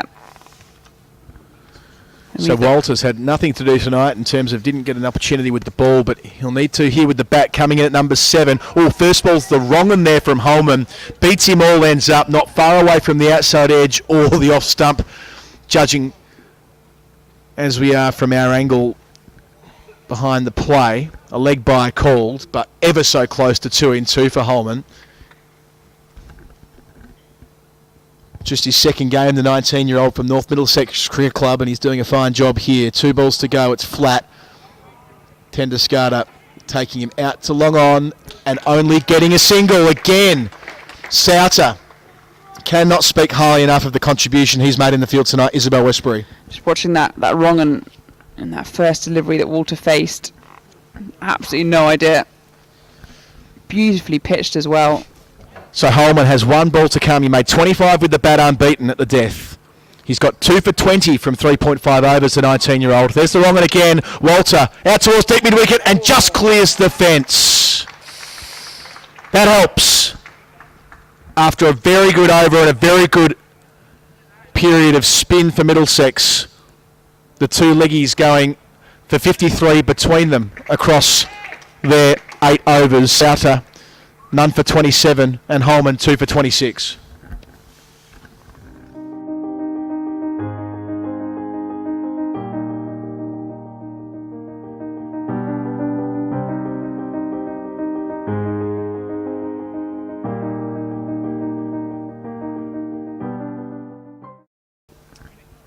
Essex need an even 50 from 4 overs. That's 12 and a half and over. They're 118 for 5. Their target is 168. The first decision Steve Finn's had to make is this. Who bowls over number 17 and who bowls over number 19? Well, it'll be the captain bowling from the pavilion end. Finn's taken 1 for 11 from 3, starting off here on leg stump, clipped through the onside by Tenduscarter, who moves to 27. But a good result as far as Middlesex are concerned, because he's off strike. And it's back to Walter, who we know's got long levers.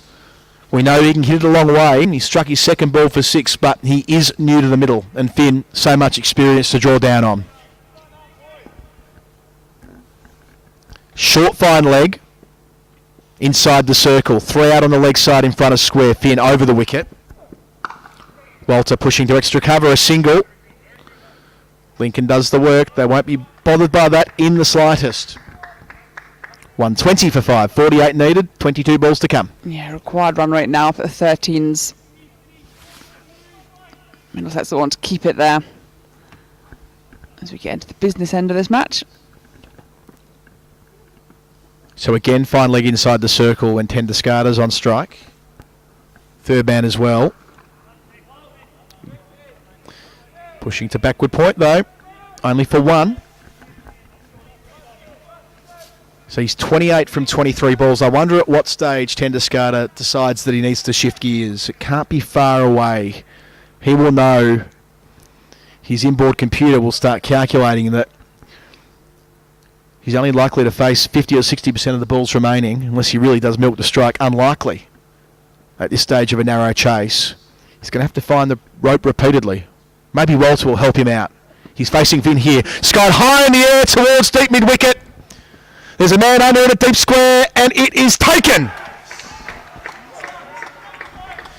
Nick Gubbins holding his nerve. That hung in the air for the longest time. But Walter's gone for 7. Finn's got himself a second. It's 1-2, 1 for 6. And that victory target of 168 looks an awfully long way away now for Essex, Isabel Westbury.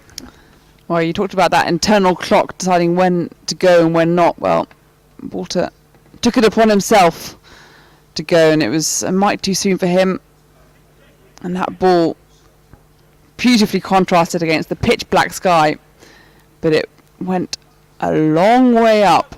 Gubbins had a lot of time both to settle himself and also to have the thoughts running through his head of what he would do when that ball reached him. But he held his nerve, and again, this Middlesex fielding performance continues. Yes, they've been quite brilliant outfielding in all 3 games, Middlesex. They took 4 catches on the rope against Kent. They did much the same against Sussex. In neither effort did they get full points. Maybe they will here tonight. Finn, the captain again. Outside edge, just over short, 3rd for 4. Well, not in control of the stroke. Tenduscarter into the 30s. While he remains in the middle, Essex still certainly have hope. Make no mistake. 43 from 19. Incredible, really. So we've had 6 wickets already from Essex, and still their top scorer in this tournament remains Tenduscarter's 37 not out. He'll need more than that if they're to win tonight. Finn, his final ball. He's taken 2 for 18. Tenduscarter straight down the ground towards long on. Underneath it's Holden. He's taken it. Tenduscarter's gone for 32. Essex 1-2-5 for 7. Stephen Finn finishes, the captain, with 3 for 18. A fabulous over, the 17th of this innings. He's done the job. He's led from the front. Oh, there's quite a few players in contention then for the Knight Frank player of the match. I think you talked about Holman's contribution both with bat and ball, 25 with the bat and 2 for with the ball, and then we've had Eskenazi with his 3rd consecutive 50, but now Stephen Finn, a 3 for not many, 3 for 18 from his 4 overs. I reckon it's going to be a tight one. Tight one for the contender of the man of the match. Indeed, a tight one for the Knight Frank player of the match. Make no mistake, we've got Luke Holman, who was bowled superbly in the middle overs after making an unbeaten 25. And Stephen Finn, the captain, at the start, in the middle and at the end. He's brought himself back. He's spliced out his overs and picked up 3 for 18, 2 of which have come in his 4th and final, the 17th of Essex's chase, leaving them quite the tall order from here. 43 needed from 18 balls, and he gets the chance to throw the ball to Tom Helm, who picked up a wicket early on. 1 for 16 from his 2 overs. Can Helm close it out? 2 new men at the crease. Harmer to face his first ball.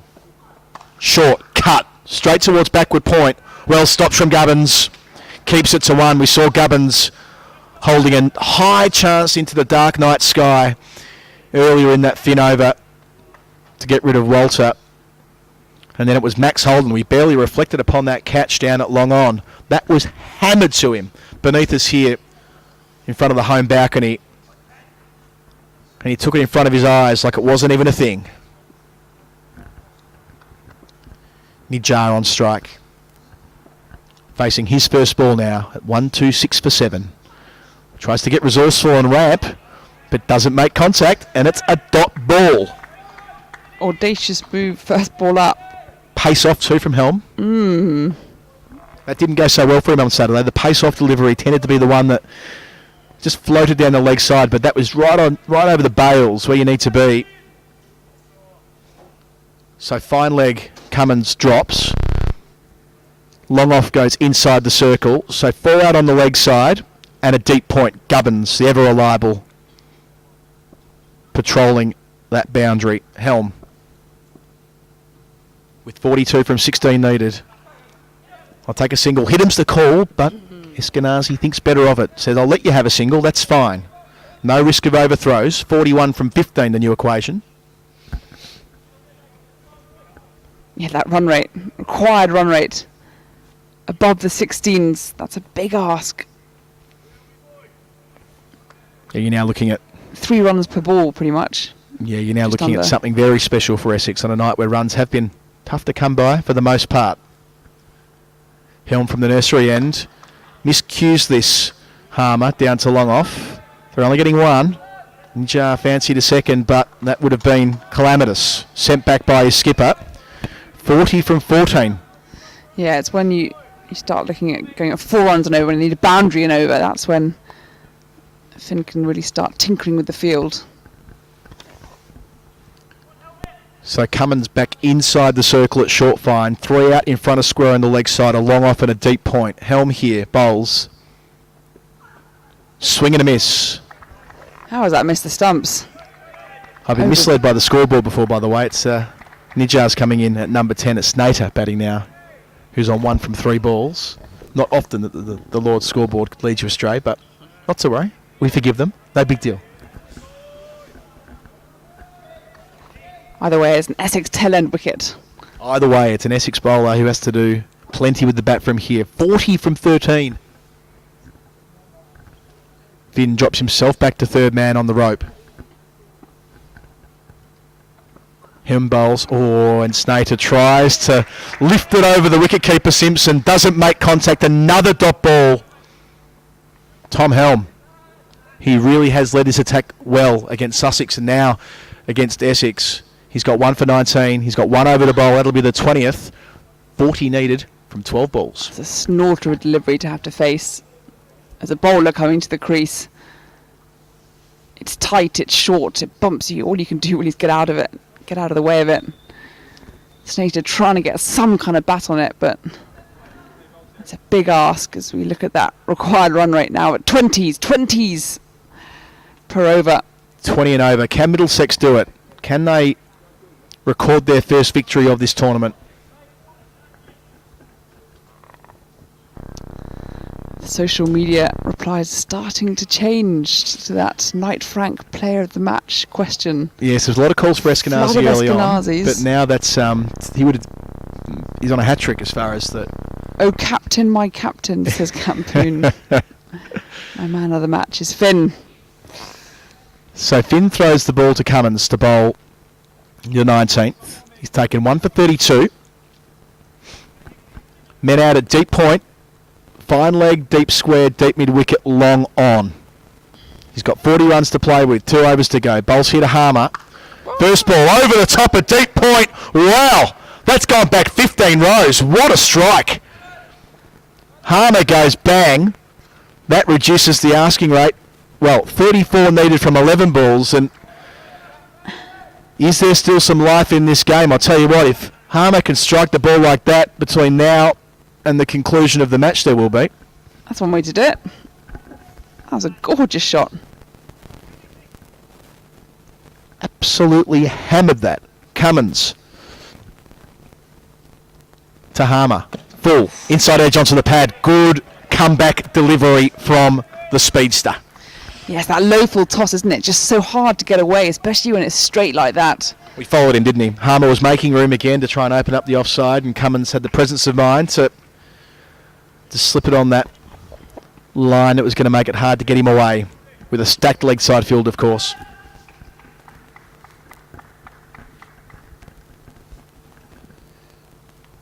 Four more balls from Cummins. Harmer over deep mid wicket. It's high in the air and it's 6 again. 1 into the grandstand, now 1 into the tavern stand. Harmer's struck 2 sixes in the space of 3 balls. 28 needed from 9 deliveries. Isabel Westbury. We've had 2 grandstand finishes at Lord's to start this competition. May we have another? I tell you what, Essex needed that timing a few wickets earlier. That one sailing into the, 6th, 7th row of the tavern stand. Game on, Adam. That's what we like to see. Nice, tight, close games. And Middlesex have not been shy of providing them. 140 for 7. Harmer is suddenly 14 from 5 balls. The field remains as it did. No, fine leg inside the circle, I should say.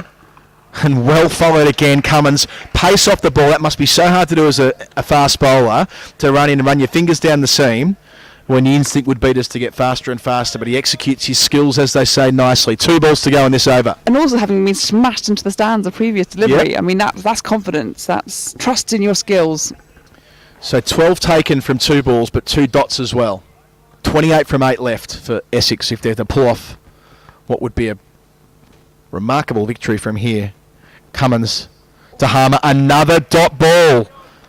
They end up racing through for a bye, but he couldn't make contact. 27 from 7 now, but once again, Cummins able to just slip the ball between pad and inside edge. Did it get an inside edge and come through? It may have. Sorry, it did. I was looking for a bye call, but a little tickle on the way through.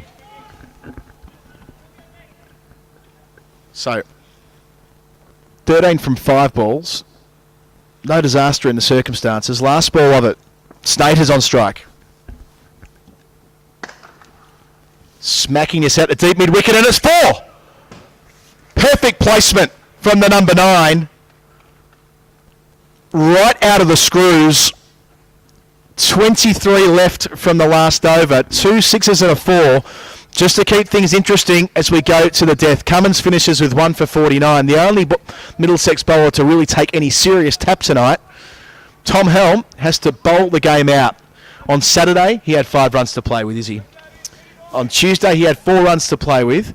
Today, he's got 23, a fraction more straightforward on paper, but it'll be Simon Harmer on strike, and he's got his eye in. We always like it when it comes down to the final over. A bit of excitement here. Middlesex the advantage. But the way in which Harmer's been hitting them, you never know.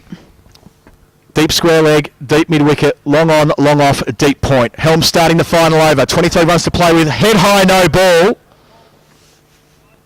That's a full toss, a free hit. And really, no questions to be asked about that. Well, looks like he's slower ball and it just didn't come out right. If Middlesex want to keep it interesting, that's one way of doing it. Yes. Yes, it is.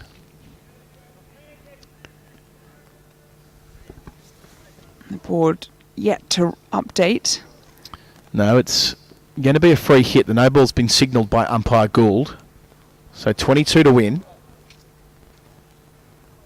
21 to win, rather. 2, of course, for the no ball. 13 extras so far in this Essex innings.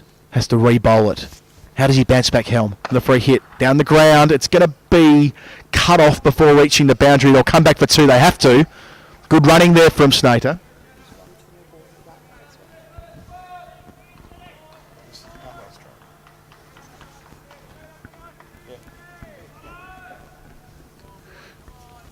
Five balls left, 19 runs to win.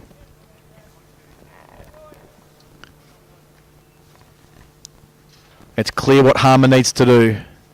3 out on the leg side. Harmer goes through the offside, just clearing Eskenazi extra cover. Coming back for a second.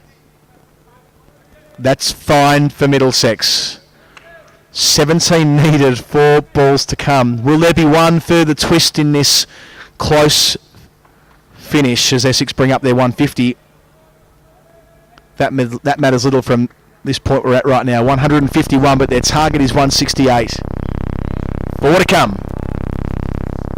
Tom Helm in from that nursery end. Can he close this out?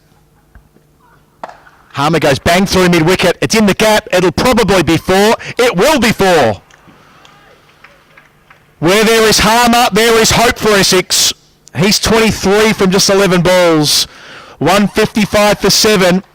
But the only 2 numbers that matter on that board right now, 13 needed and 3 balls left. Well, it keeps the possibility alive. Does it ever? We've seen him strike 2 sixes in the space of 3 balls last over. Can Tom Helm hold his nerve? No change to the field. Harmer, bowled! Tom Helm will be the match winner. Knocking over the Essex captain, clean bowled. Trying to work him through the offside and use the pace. But the length was right, the accuracy was there. Harmer's gone for 23, 155 for 8. Tom Helm, take a bow. Exactly that length. Yorker length. Nothing Harmer could do there. Couldn't get underneath it. It was too fast. Tried to make room for himself. And Harmer, just as he was looking dangerous, has been bowled by Helm. And a well-deserved wicket. It's his second. This has been a really sharp fielding and bowling performance by Middlesex. You'd almost go so far as I know that Finn's going to get a huge number of votes for player of the match, the Mike Frank player of the match. You could say Holman as well, but the fielding, I mean, the catches that we saw that Lincoln take and also his speed work across the ground. Just brilliant. A lot of contenders. 13 off 2 balls, so effectively we're looking at they need 2 sixes to tie the game unless there's an overstep or a wide. I'm sure Helm will get it down comfortably to Nijar. He does. They take 1 down to long on, which means that Middlesex will win their first game in this Vitality Blast of 2020. I should add, they'll do so on the 50th birthday of Stephen Fletcher, long-serving servant of this club, the communications czar. Short-wearing Stephen Fletcher, which I think is the most amazing thing. One of the hardest workers you'll ever come across, and the reason why we have this live stream up today. Be clear about that. He's about to see Middlesex win against Essex as Helm bowls the final ball. A swing and a miss. And Middlesex win. Victorious by 11 runs at Lord's. Tom Helm finishing with 2 for 30. Snater not out 5, Nijar not out 1, but in that final over, 23 runs to play with. The first ball is a free hit. And for the briefest moment, we're thinking, oh, hello. This might be one of those kind of finishes. We've had 2 games finish in bizarre circumstances. Might this have been a third? But no, Tom Helm decided otherwise. Clean bowling Simon Harmer and ensuring that Middlesex take full points. We were here for excitement. I think Middlesex are the team that have stood up and said, let me entertain you. because their run in this Vitality Blast T20 competition has brought an abandoned match, a tied match, a loss, and now finally the other result they were desperately seeking, and it's the win. And it's been a fabulous all-round performance. We've seen it off the bat of Eskenazi, we've seen it all round with the young Luke Holman, 25 unbeaten, a good spell in the middle, bringing 2 wickets. Souter accompanied him beautifully. The captain, Stephen Finn, bowled 2 extremely disciplined overs right at the top of the Essex innings, just going for 5 runs in his first 2 overs, and he came on in the middle and came on once more at the end, picking a wicket off his last ball to end with a 3-for. And then the fielding, I mean, that has a sort of whole paragraph in itself. Not only have they taken all those catches, they clung on to some absolutely towering shots into the night air, but it was their ground fielding. It was the way in which they restricted Essex, who were always looking for that second run, but every single time Middlesex were too fast across the outfield.